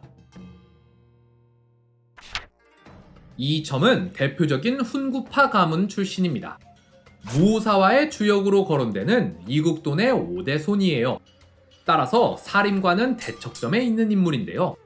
실제로 이국돈이 죽은 뒤 그의 후손 중엔 변변한 벼슬의 나가니가 없었습니다. 이점은 1582년에 진사시와 생원시에 잇따라 합격합니다. 그러다 임진왜란이 터졌을 땐 세조의 능, 광릉을 지키는 광릉참봉이라는 말단직에 있었는데요. 근데 임진왜란이 터지고 왜군이 북상하면서 이들이 광릉 주변을 약탈하기 시작합니다.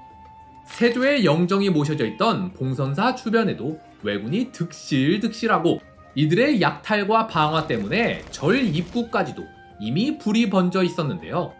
일본 이이첨은 곧장 절로 뛰어들어가 세조의 영정을 구해옵니다.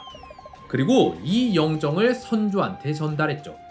임진왜란 때 거의 모든 역대 국왕의 영정이 불타 없어졌습니다.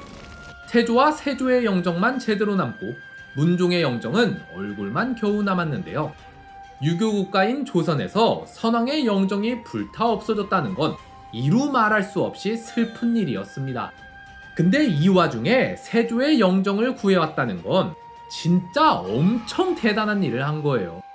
덕분에 이이첨은 선조의 눈에 제대로 눈도장을 찍습니다. 이후 휴전기이던 1594년에 과거시험이 치러졌는데 이이첨은 이때 문과에 급제합니다. 이이첨은 세조 영정권으로 이미 조정에서 유명했기 때문에 사가독서도 하고 이조정랑도 맡는 등 승승장구를 했는데요. 그런데 문제가 하나 있었으니 그는 독학으로 공부를 해서 이렇다 할 스승이 없었다는 겁니다. 이 당시 사림은 누구 밑에서 배웠냐로 파벌을 형성하던 시기였어요. 근데 이이첨은 훈구파의 후손인데다 스승도 없었으니 누가 굳이 그를 껴주려 하겠습니까? 자, 그럼 어떡합니까? 훈구파의 후손인 건 바꿀 수 없는 문제이니 스승이 없는 거라도 바꿔야죠. 스승이 없으면 어떡해요? 간단해요. 스승을 만들면 됩니다. 이이첨은 정인홍을 찾아가 그의 제자가 되기를 청합니다. 정인홍 성격 아시죠? 관직에 나가진 않으면서 외란이 터지자 칼 들고 나가서 싸우는 성격. 세조 영정일 때문인지 정인홍은 이이첨을 꽤나 마음에 들어했습니다. 둘은 쿵짝이 아주 잘 맞았어요.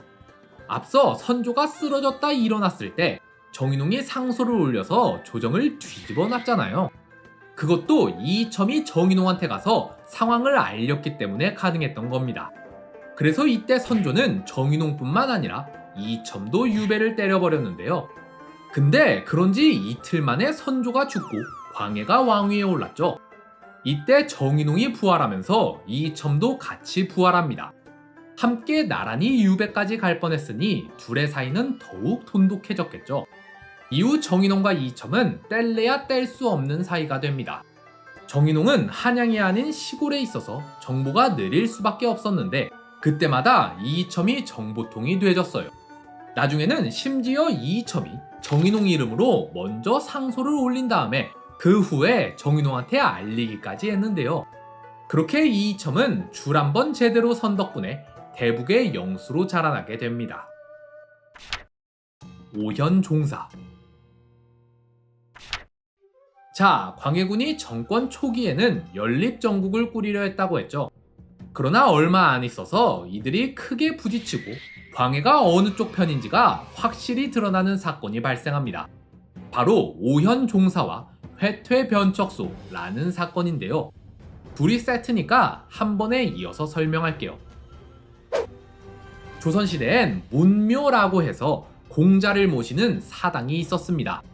유교의 창시자인 공자를 모시는 곳이기 때문에 종교로 치면 성전 같은 개념이라고 보시면 돼요.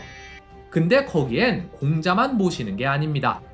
유교적으로 영향을 크게 준 성현의 반열에 오르면 여기다 같이 모셔줬어요.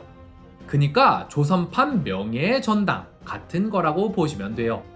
이때 문묘의 이름을 올리는 걸 문묘종사라고 합니다.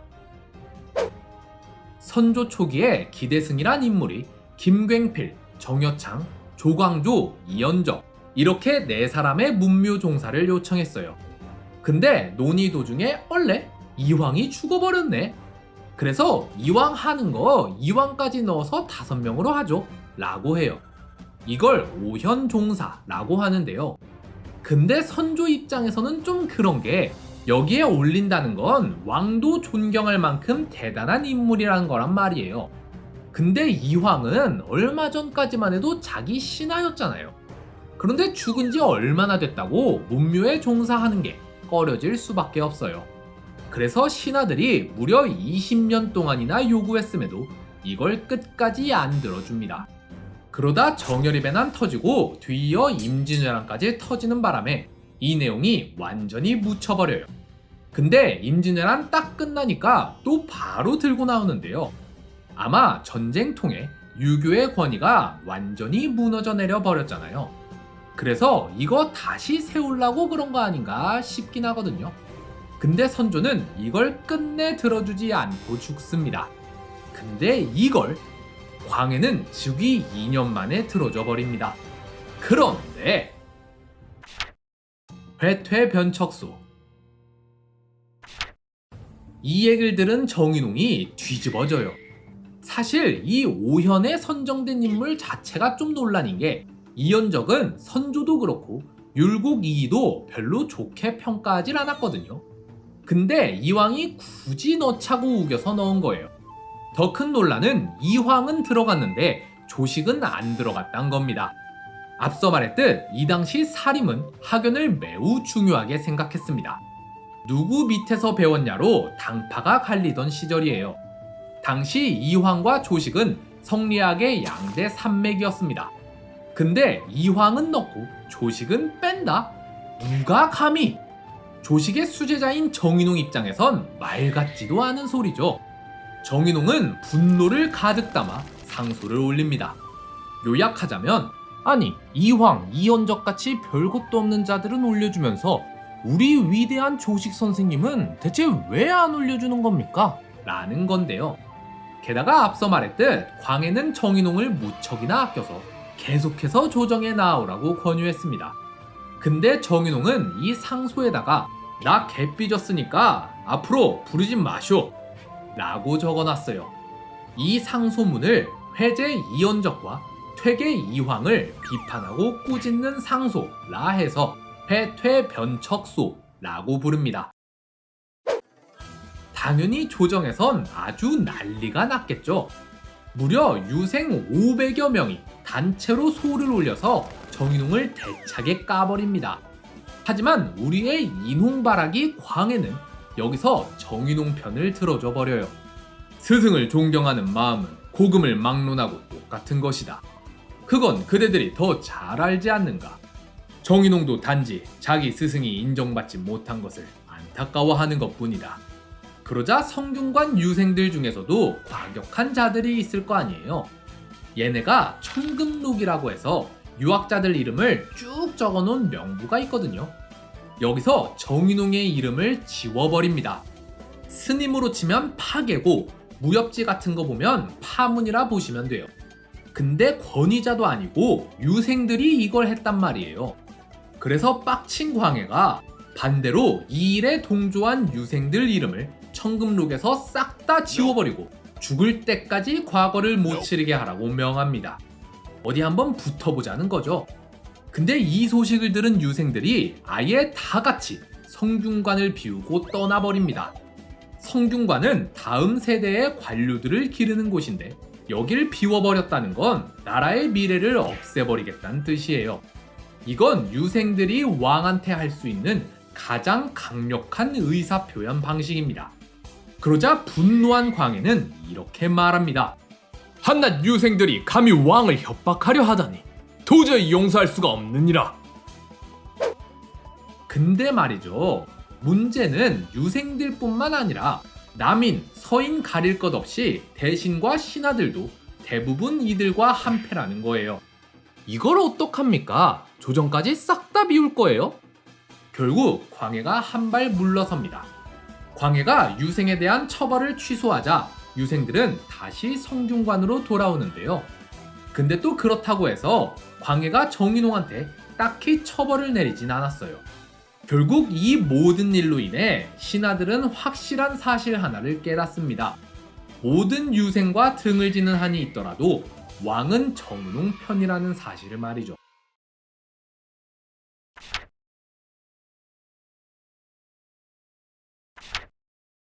창덕궁 재건.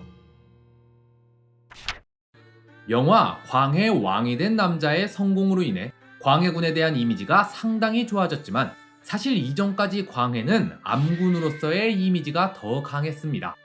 이는 다음 화에서부터 차차 알아보기로 하고요. 근데 또 광해가 정권 초기엔 괜찮은 업적을 몇 개 세우기도 했어요. 여러 가지가 있지만 크게 카테고리로 묶어보자면 전쟁으로 인한 피해를 복구하고 피폐해진 민생을 어루만지고 또 왕권을 강화하려 했단 걸 알 수 있습니다. 오늘은 이러한 광해 초기의 업적에 대해 한번 알아봅시다. 먼저 전후 복구 사업부터 알아보자면 선조 때 시작한 사업을 마무리한 게 몇 개 됩니다. 전쟁이 끝나고 한양으로 돌아온 선조는 불타버린 궁궐을 복원하는 작업에 착수합니다. 근데 이때 안 그래도 돈 없어 죽겠는데 경복궁을 중건하기엔 돈이 너무 많이 든단 말이에요. 그래서 대안으로 창덕궁을 먼저 짓기로 해요. 선조 38년에 시작된 이 창덕궁 중건 사업은 4년 뒤인 광해군 1년에 비로소 완공됩니다. 그러나 광해는 곧장 창덕궁으로 거처를 옮기지 않고 한 번 더 보수 공사를 진행합니다. 그리고 1년 후인 광해군 2년이 되어서야 비로소 창덕궁으로 거처를 옮기면서 창덕궁을 법궁으로 선포했는데요. 법궁이란 여러 궁궐 중에 가장 으뜸인 궁궐을 일컫는 말로 왕이 기거하는 제1궁궐을 뜻하는 말입니다. 그럼 경복궁은 어떻게 했냐고요? 경복궁은 저 뒤에 흥성대원군이 집권할 때까지 무려 270년 동안이나 재건되지 못한 채 버려집니다. 그동안 경복궁터는 표범들의 서식지로 전락해버렸다고 하는데요. 서적 편찬. 다음으로 광해는 전쟁으로 인해 소실된 서고를 다시 채우기 위해 노력합니다. 각종 서적을 수소문하여 모으고 명나라에 가는 사신들에게도 여러 책을 사오게 했죠. 세종이 하던 거랑 비슷하죠. 광해군은 여러 책 중에 역사서를 특히 좋아했습니다. 세자 때부터 역사서를 좋아했다는 기록이 있고 경연 때도 역사적 사건을 자주 언급하는 걸 볼 수 있는데요. 그래서인지 역사서를 모으고 재간행한 게 참 많아요. 대표적으로 고려사, 국조보감과 같은 서적을 새로 찍어냈고 용비어천가를 인쇄, 보급했으며 명나라에 가는 사신에게 후한서, 요사, 금사 등과 같은 여러 역사책을 사오라고 지시했죠. 또한 광해는 민간에 필요한 서적을 새로 편찬하게 했습니다. 대표적으로 동의보감과 동국신속 삼강행실도가 있는데요. 먼저 동국신속 삼강행실도부터 살펴보자면 전쟁으로 인해 성리학적 가치가 많이 무너져 내렸습니다. 지금 제 한 목숨 건사하기도 바빠 죽겠는데 충과 효가 뭐가 중요하겠습니까? 왕도 날아버리고 도망갈라 했던 판국에 관료들이야 더하면 더했지 전혀 덜하지 않았는데요. 게다가 전공을 세우면 면천을 시켜주고 관직을 주겠다 했더니 너도 나도 왜군을 죽였다 주장하고 나서는 바람에 신분 질서도 완전 엉망이 되어버렸죠. 효는 어떨까요? 먹을 식량이 없으니 배고른 자식이 부모를 잡아먹고 부모가 아기를 잡는 지경에 이르렀는데요. 그래서 무너진 기강을 바로잡기 위해서 편찬한 책이 바로 동국신속 삼강행실도였습니다. 전란 중에 국가나 부모를 위해 목숨을 바친 인물들의 행적을 모아 책으로 엮은 건데요. 동국신속 삼강행실도는 광해군 2년에 편찬을 시작해 7년 후인 광해군 9년이 되어서야 완성됩니다. 허준과 동의보감. 광해군 시절에 편찬된 대표적인 서적으로는 허준의 동의보감이 있습니다. 허준은 양반 가문의 서자로 태어났습니다. 할아버지는 정삼품 경상우수사를 지낸 적이 있으며 아버지는 종삼품 용천부사를 지낸 적이 있었죠. 하지만 허준의 어머니는 양반이 아닌 양인이었고 아버지의 정실 부인이 아닌 첩이었습니다. 허준의 어린 시절에 대한 기록이 없어서 그가 어떻게 의학을 배웠는지는 알 수 없지만 어쨌든 허준은 과거 시험에서 잡과 중 의과에 합격합니다. 이후 의술로 이름을 날리던 허준은 한 관료의 추천을 받아 1569년에 내의원에 들어가게 되는데요. 내의원은 조선 왕실의 치료를 담당하는 전문 의료기관이에요. 내의원에 들어간 허준은 1572년에 종사품 내의원 참정을 거쳐 1573년엔 정삼품 내의원정에 오릅니다. 그리고 1575년이 되어서야 비로소 왕을 진료하는 어의가 되는데요. 1578년에는 선조를 치료하여 호피를 하사받는 등 어의로서의 활동을 이어가요. 그리고 1590년에는 광해군의 두 창을 치료해 이듬해에 무려 당상관에 임명되는데요. 당상관이란 정삼품 이상의 고위 관료를 일컫는 말로 그 아래 관직은 당하관이라 부릅니다. 아니, 근데 허준은 이미 1573년에 정삼품 내의원정에 올랐는데 왜 이제 와서 당상관에 임명된 거냐고요? 허준은 잡과 출신이잖아요. 당상관은 문과랑 무과를 합격한 자들만 오를 수 있는 자리입니다. 아무리 왕을 진료하는 어이라 해도 잡과 출신인 허준은 원칙상 당상관에 오를 수 없어요. 그러니 선조가 임명을 했더라도 관료들이 이를 가만둘 리가 없겠죠. 삼사는 곧장 합심하여 탄핵에 나섭니다. 왕자를 치료한 것은 의관으로서 당연히 해야 할 일을 했을 뿐인데 비록 공이 있다 할지라도 어찌 의관을 당상관에 임명하실 수 있사옵니까? 당장 임명을 취소하여 주시옵소서. 여기서 오해하시면 안 되는 게 삼사가 허준을 탄핵한 이유는 허준이 싫어서가 아니라 원칙에 위배되기 때문입니다. 삼사는 여러 번에 걸쳐 탄핵 상소를 올렸으나 선조는 끝내 이를 거절합니다. 어지간히도 허준을 아꼈나봐요. 그쵸? 이러한 왕의 총애에 보답하듯 얼마 후 임진왜란이 터졌을 때 허준은 피난을 가지 않고 선조의 곁에 남아 호종 행렬을 따라갑니다. 그리고 1596년에는 세자 광해의 천연두를 치료해 종이품 가의대부에 제수되는데요. 전쟁으로 인해 나라가 피폐해지자 병을 앓는 사람들이 무수히 늘어납니다. 이때까지만 해도 조선의 의술은 중국 의학서를 기본으로 했기 때문에 중국산 약재가 많이 필요했습니다.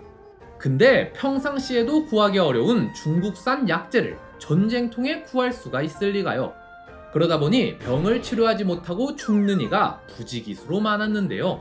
그래서 1596년에 선조는 허준 등 6명의 의원에게 명하여 조선의 실정에 맞는 의서를 편찬하라고 합니다.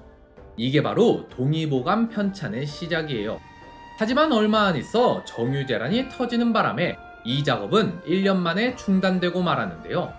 전쟁이 끝나고 1601년이 되자 선조는 동의보감 편찬 사업을 재개하라는 명을 내립니다. 근데 이때는 허준한테 단독 집필을 하라고 명해요. 허준에 대한 믿음과 총애를 엿볼 수 있는 장면이죠. 이후로도 허준은 승진을 거듭해 종일품 숭록대부에까지 오릅니다. 원래는 정일품 보국 숭록대부까지 올리려 했는데 대간들이 반대를 해서 이건 취소돼요. 이게 얼마나 대단한 거냐면 조선왕조 500년 동안 잡과 응시자가 순수하게 실력으로만 정일품까지 오른 경우는 이 허준이 유일합니다. 그래서 허준의 이야기가 마치 전설처럼 백성들 사이를 떠돌게 되었고 현대에 와서는 드라마로까지 만들어지게 된 건데요. 그런데 원래 1608년에 선조가 죽어버립니다. 그러자 허준이 약을 허투루 써서 왕이 죽고 말았다며 허준을 처벌해야 한다고 주장하는 신하들. 광해는 그를 감싸려 했으나 결국 신하들의 요구를 못 이기고 허준에게 유배형을 내립니다. 근데 1년 만에 석방해줘요. 그리고 그 다음 해에 바로 어이로 복귀합니다. 그니까 사실 다들 아는 거죠. 이게 허준의 잘못이 아니라는 걸 아는데 그래도 왕이 죽었는데 그냥 유야무야 넘어갈 수는 없는 거 아닙니까? 그래서 보여주기 식으로라도 처벌을 해야 했던 거예요. 그렇게 어이로 복귀한 허준은 그 해에 광해한테 동의보감을 완성해 올립니다. 아마 귀양가 있는 동안에 쉬지 않고 열심히 집필한 모양이죠. 동의보감은 훗날 동양 최고의 의서로 추앙받을 정도로 위대한 업적으로 평가받습니다. 이후로도 허준은 계속 어이로 있다가 광해군 7년에 눈을 감습니다. 투명인간. 자, 그런데 현대에 들어 이 동의보감을 돌팔이 취급하는 사람들이 많습니다. 동의보감에 존재하는 여러 문제점들을 지적하며 돌팔이네, 무당이네 하는 건데요. 물론 동의보감에는 이상한 처방들이 적혀 있긴 합니다. 대표적으로 투명인간이 되는 약이 있죠. 동의보감에는 은형법이라는 처방이 있는데 이 은형법의 한자를 그대로 직역하면 형체를 숨기는 법이 돼요. 마치 투명인간이 되는 법 같죠? 그래서 실제로 KBS 프로그램 스펀지에서 실험을 해봤는데 투명인간은 개뿔 아무런 효과도 없었습니다. 이 때문에 인터넷상에서는 동의보감은 투명인간 되는 법이나 적힌 돌팔이 의서다 라는 조롱이 퍼지곤 했는데 이건 오해예요. 나중에 밝혀진 바에 따르면 여기서 말하는 은형법은 눈에 고름이 찼을 때 지어먹는 약입니다. 눈에 고름이 차면 환자 입장에선 자꾸 뭐가 보이잖아요. 그래서 그 형체를 없애는 법이라 해서 은형법이라 쓴 거지 투명인간이 되는 법이 아니란 거죠. 자, 이렇게 나중에 와서 오해로 밝혀진 것도 있지만 이 외에도 동의보감엔 이상한 처방들이 많이 적혀 있긴 해요. 남자아이를 낳는 법이라던가 물에 빠져 죽거나 목매달아 죽은 사람을 살리는 법, 심지어는 원숭이가 말을 하게 하는 법도 적혀 있어요. 이런 터무니없는 처방들은 대체 왜 적혀 있는 걸까요? 한의학계에 따르면 이 동의보감은 왕의 명령으로 실제 효과가 있는 의술뿐 아니라 민간에 퍼져 있는 민간요법까지 전부 적어서 정리해 놓은 책이기 때문이라고 해요. 허준이 이걸 믿어서가 아니라 애초에 책을 쓰는 목적 자체가 이 모든 것들을 집대성하는 것이었기 때문이란 거죠. 근데 제 생각엔 이것뿐만 아니라 또 다른 이유도 있다고 봐요. 바로 임진왜란이 막 끝난 시대적 상황 때문인데요. 이 당시엔 사회적 분위기 자체가 미신을 많이 믿었어요. 갑작스러운 외구의 대규모 침략으로 수백만 인구가 학살당하고 나라가 망하기 직전까지 갔었어요. 당장 망해도 전혀 이상할 게 없는 상황에서 기적적으로 나라를 구해냈습니다. 이건 하늘이 도왔다는 것 말고는 설명이 안 돼요. 지금도 누가 엄청 아프다 회복되거나 어떠한 위기를 극복할 때면 종교를 갖는 사람이 많습니다. 지금도 그런데 400년 전엔 어땠겠어요? 이 당시 기록을 보면 사대부가 너나 할 것 없이 죄다 미신에 빠져서 난리라는 기록도 보이고요. 선조도 임진왜란이 끝난 뒤론 경연 때 주역 말고 딴 건 쳐다도 안 봤고요. 광해도 온갖 미신 저주는 다 믿었습니다. 그러니까 이러한 시대적 상황 때문에 민간요법이 그럴듯해 보였던 거죠. 하도 믿는 사람이 많으니까 동의보감에도 적어놓은 거고요. 이외에도 여러 이유로 동의보감의 가치를 폄하하려는 사람들이 많은데 꼭 기억하셔야 할 건 이 책이 출간된 연도가 1612년이었단 거예요. 지금으로부터 무려 400년 전입니다. 이때는 서양의학도 도찐개찐이었어요. 시대적 상황을 감안하고 봐야지 현대의학이랑 비교를 해서는 안 된다는 겁니다. 동의보감의 가치는 조선인이 아프거나 병에 걸렸을 때 주변에서 쉽게 구할 수 있는 재료, 방법들로 치료를 할 수 있게 했다는 겁니다. 민간에 의술을 보급했다는 점에서 동의보감의 가치는 충분히 높게 살만하며 그렇기 때문에 세계 기록유산에까지 등재된 거죠. 자, 그런데 이번 편은 허준 얘기가 너무 길어서 광해군이 묻혀버렸죠. 광해군의 업적하면 빼놓을 수 없는 게 하나 있습니다. 다음 시간엔 광해군 최고의 업적 중 하나로 불리는 대동법에 대해 한번 알아봅시다.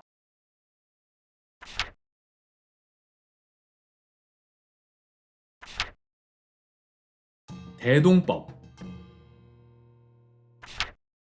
지난 시간엔 광해군이 초기에 시행한 여러 업적에 대해 알아봤습니다. 광해군은 선조 때부터 짓던 창덕궁을 완공하고 떨어진 유교적 가치를 되살리기 위해 동국 신속 삼강행실도를 편찬하고 여러 역사책을 수소문에 구해오고 재간행하기도 했는데요. 또한 허준이 선조의 지시로 오랜 기간 써오던 동의보감도 광해군 때 완성해 올렸죠. 들어가기에 앞서 대동법은 수미법, 선예법 등과 같이 여러 번 이름이 바뀌었어요. 하지만 이 영상에선 원활한 이해를 위해 대동법으로 명칭을 통일하겠습니다. 이렇듯 광해도 여러 업적이 있지만 뭐니 해도 광해군 최고의 업적은 대동법이라고 할 수 있습니다. 대동법이란 공납의 폐단을 막기 위해 시행된 제도를 말합니다. 아니, 대체 공납이 뭐길래 폐단이 생긴 걸까요? 공납이란 각 마을에 특산품을 공동 납부하도록 하는 제도입니다. 그런데 이 특산품이란 게 이상하게 매겨져서 농부한테 해산물인 전복이 할당되고 막 그래요. 예를 들어 이 지역 농민 중 한 명이 우연히 전복을 손에 넣었는데 전복질이 좋으니까 이걸 왕한테 헌상한 겁니다. 그랬더니 조정에선 이 지역에서 전복이 나나 보네 하고 그 다음부턴 전복을 공납물로 지정해버린 거예요. 농부들은 대체 전복을 어디서 구해야 하나 하고 전전긍긍하고 있었는데 그때 누군가 나타나서 이렇게 말합니다. 내가 전복을 구해다 줄 테니 나한테서 사서 납부하쇼. 이 사람을 대신 납부해주는 업을 하는 사람이라고 해서 대납업자라고 해요. 근데 농부 입장에선 고맙죠. 돈만 내면 대신 수고를 해준다고 하니까요. 근데 시간이 지나자 대납업자가 점점 값을 높게 부릅니다. 그러자 농부들은 이 돈이면 차라리 자기들이 직접 구하겠다고 해요. 그런데 그새 대납업자가 사또한테 뇌물을 먹여서 그의 제품이 아니면 관청에서도 받아주질 않는데요. 결국 농부들은 울며 겨자 먹기로 비싼 돈 주고 대납업자한테서 물품을 구할 수밖에 없게 되죠. 이렇게 대납이 돈벌이가 된다는 사실이 알려지자 조정의 대신 관료들이 너도 나도 이 대납업에 뛰어듭니다. 결국 백성들은 이 대납업자 때문에 빚더미에 앉고 마는데요. 그리하여 제안된 것이 바로 대동법입니다. 대동법은 특산품 이딴 거 없애고 곡물을 쌀로 통일하여 토지 결수에 따라 세금을 부과하는 제도예요. 없는 자에겐 덜 거두고 가진 자한테서는 더 거두는 거죠. 근데 여기서 가진 자가 누굽니까? 관료랑 귀족이죠. 얘네 입장에선 그동안 꿀 빨았던 대납업도 못하게 되고 세금도 더 내게 되니 대동법을 좋아할 리가요. 하지만 관료들의 극심한 반발을 뚫고 광해는 결국 대동법을 시행합니다. 자, 여기까지가 보통 우리가 아는 광해군 최대의 업적, 대동법 시행에 관한 내용이에요. 근데 이건 틀렸습니다. 대동법의 형성 과정. 일단 대동법과 비슷한 형태의 납부 방식은 명종 때 이미 몇몇 지방에서 자발적으로 등장하기 시작합니다. 곡물을 현물로 바로 걷는 게 아니라 백성한테는 쌀이나 포로 거둔 다음 군, 현 차원에서 이걸 현물로 바꿔서 조정에 납부를 하는 거죠. 이걸 사사로이 제정한 대동법이라 해서 사대동이라고 부르는데 이름이 중요한 게 아니니 기억하실 필요는 없고요. 중요한 건 이미 이때부터 공납제도에 문제가 있음을 깨닫고 이를 고쳐보려는 시도가 있었단 거예요. 다만 몇몇 지방에서 자발적으로 시행한 거지 이걸 나라 차원의 정책으로 발전시키진 못했는데요. 그러다 이걸 한 단계 발전시켜서 아예 정책으로 추진하려는 이가 등장하니 그가 바로 율곡이이입니다. 대동법은 사실 선조 때 율곡이이가 처음 주장한 거예요. 이때는 수미법이라 불렀는데 이름이 중요한 게 아니에요. 중요한 건 이 대동법이 광해가 어느 날 번뜩이듯 생각해낸 게 아니라 관료들 사이에서 먼저 공납의 폐단을 깨닫고 이를 고쳐야 될 필요성이 제기됐다는 거예요. 그래서 이걸 어떻게 할까 하고 고민하다 보니 민간에선 이렇게 하네 라는 걸 발견하곤 이걸 한 단계 더 발전시켜서 아예 제도화하려는 시도가 있었다는 거죠. 하지만 이가 당쟁에 휘말리면서 대동법 논의는 묻히게 되는데요. 그러다 임진왜란이 터지자 조정에선 군량을 보급하기 위해 모든 곡물을 쌀로 받기로 결정합니다. 물론 휴전기에 접어들면서 다시 폐지됐지만 말이에요. 이후 전쟁이 끝난 뒤에도 국력 회복에 집중하느라 대동법에 대한 논의가 좀처럼 이루어지진 않았습니다. 그러다 시간이 지나며 국력도 어느 정도 회복되고 새로운 군주인 광해가 왕위에 오르면서 대동법에 대한 논의가 다시 시작되는데요. 광해군 즉위년 3월 2일, 광해는 백성들이 겪고 있는 여러 고초를 토로하면서 대납에 대한 문제도 지적합니다. 곡물을 준비하지 못한 백성들이 급하게 준비하려다 상인에게 비싼 값을 주고 물건을 사서 납부하는 경우가 있다고 하던데 이를 마치 관례처럼 행하는 것은 잘못된 일이다. 백성에겐 물건값만 지불하게 하고 상인이 물건을 준비하고 운송하는 데 드는 비용은 나라에서 지급하여 백성들의 원망을 사는 일이 없게 하라. 그리고 이로부터 3주쯤 지나서 3월 26일에 갑자기 무슨 급한 일이 있는지 2조, 호조, 예조의 당상들을 영의정 이원익의 집으로 보내서는 의논을 하라고 합니다. 심지어 이때 이원익은 나이가 64세에 병으로 몸져 누워서 사직을 청할 때예요. 대체 무슨 중요한 일이 있길래 아파서 출근 못하겠다는 사람한테 아예 그 사람 집으로 각 부서의 장 차관급 인사들을 보내서 회의를 하라 한 걸까요? 이 바로 다음 날에 회의에 참석했던 신하들이 올린 보고서에서 그 이유가 나옵니다. 일전에 곡물의 폐단을 지적하시며 이와 관계된 것은 일체 혁파하고 통렬히 금하라는 전규를 내리셨사옵니다. 이를 수행하기 위해 관청을 하나 설치하여 백성들의 일을 잘하는 사람 너댓 명을 차출한 뒤 이들로 하여금 회의하여 방안을 마련케 하소서. 이외에 다른 내용도 적혀 있지만 분명히 이때 광해의 요구에 따라 곡물의 폐단을 막기 위한 관청 하나가 마련됐음을 알 수 있습니다. 그리고 이로부터 2달 뒤인 광해군 즉위년 5월 7일 영의정 이원익의 제안에 따라 대동법이 실시됩니다. 각 고을에서 진상하는 곡물이 대납인들에 의해 중간에서 막혀 물건 가격이 몇 배 또는 몇십 배, 심하게는 몇백 배까지 오르는 지경이 되었습니다. 그러니 지금이라도 곡물을 전부 쌀로 통일하여 거둔 뒤 필요한 물건이 있다면 조정해서 직접 사는 것이 어떻사옵니까? 이리하면 간사한 무리로 인해 물가가 오르는 폐단을 막을 수 있을 것이옵니다. 그렇게 일단은 전국이 아니라 경기도 지역에서만 시행해 보기로 해요. 자, 여기까지만 보면 광해군이 대납의 폐단에 대한 문제도 인식하고 있고 이를 해결하려는 의지도 보인 걸 알 수 있어요. 그런데 문제는 이 다음입니다. 광해의 위대한 업적. 광해군 2년, 곽재우는 대동법의 시행 지역을 경기도로 제한하지 말고 확대하자는 의견을 냅니다. 그리고 이 의견은 곽재우 혼자만의 의견이 아니었어요. 하지만 광해는 분명하게 반대 의사를 밝힙니다. 나의 생각은 이와 다르다. 대동법은 대납의 폐단을 막기 위해 임시로 시행한 일이었으나 그 근원을 맑게 하지 못하고 하류만 맑게 하는 데 그치지 않았는가. 이처럼 광해는 대동법은 임시 방편일 뿐이고 더 확대할 수는 없다고 분명히 말합니다. 게다가 이 다음 해에는 심지어 대동법을 폐지하려고 해요. 그러자 이원익이 이를 말려서 폐지는 철회되고 이전과 같이 경기도 지역에서만 계속 시행하게 되죠. 정리를 하자면 광해 때 대동법을 시행했으니 대동법은 광해의 업적이다. 이건 맞습니다. 근데 대동법이 백성의 삶을 편안하게 해주었으니 그걸 시행한 광해는 성군이다. 이건 비약이에요. 그렇게 따지면 선조는 임진왜란을 극복하고 조선을 지켰으니 선조는 위대한 성군이다 라는 것과 다를 바 없거든요.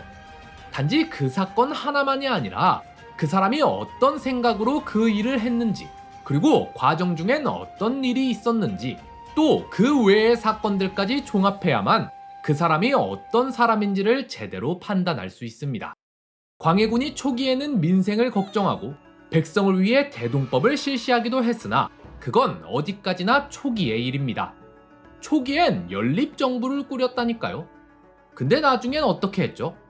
대북한테 완전히 힘을 몰아주고 수많은 옥사를 일으켜서 죄 없는 백성과 신하를 수도 없이 처형했죠. 초기엔 민생을 걱정했다. 나중엔 궁궐공사에 미쳐서 민생을 파탄낸 가장 큰 원인이 됩니다. 광해군 시절에 민생이 파탄난 이유는 명나라의 파병에서 그런 게 아니에요. 영화에서나 명나라의 요구 때문에 힘든 것처럼 나오는데 그건 부차적인 이유고요. 진짜 이유는 광해군의 미친 궁궐공사 때문입니다. 한 채도 아니고 여러 채를, 그것도 어마어마한 규모로 지으려 했습니다. 이로 인한 백성 수탈은 연산군 저리 가라 할 수준이었죠. 대동법의 기초는 백성을 생각하는 마음입니다. 광해가 백성을 생각했다면 궁궐공사를 그렇게 했을 수가 없어요.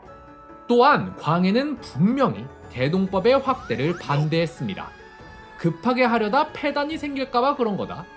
자기 입으로 임시방편이라고 했다니까요. 그리고 폐지는요. 폐지에는 분명히 찬성했는걸요. 관료들의 반발이 심해서 그런 거다? 아니, 이원익이랑 관료들이 폐지 철회해달라 해서 유지된 거라니까요. 따라서 광해군이 대납의 문제를 지적했으니 대동법 시행에 일조했다고 볼 수는 있지만 이것만으로 광해의 위대한 업적 대동법 하면서 광해를 성군으로 포장하기엔 분명히 무리가 있습니다.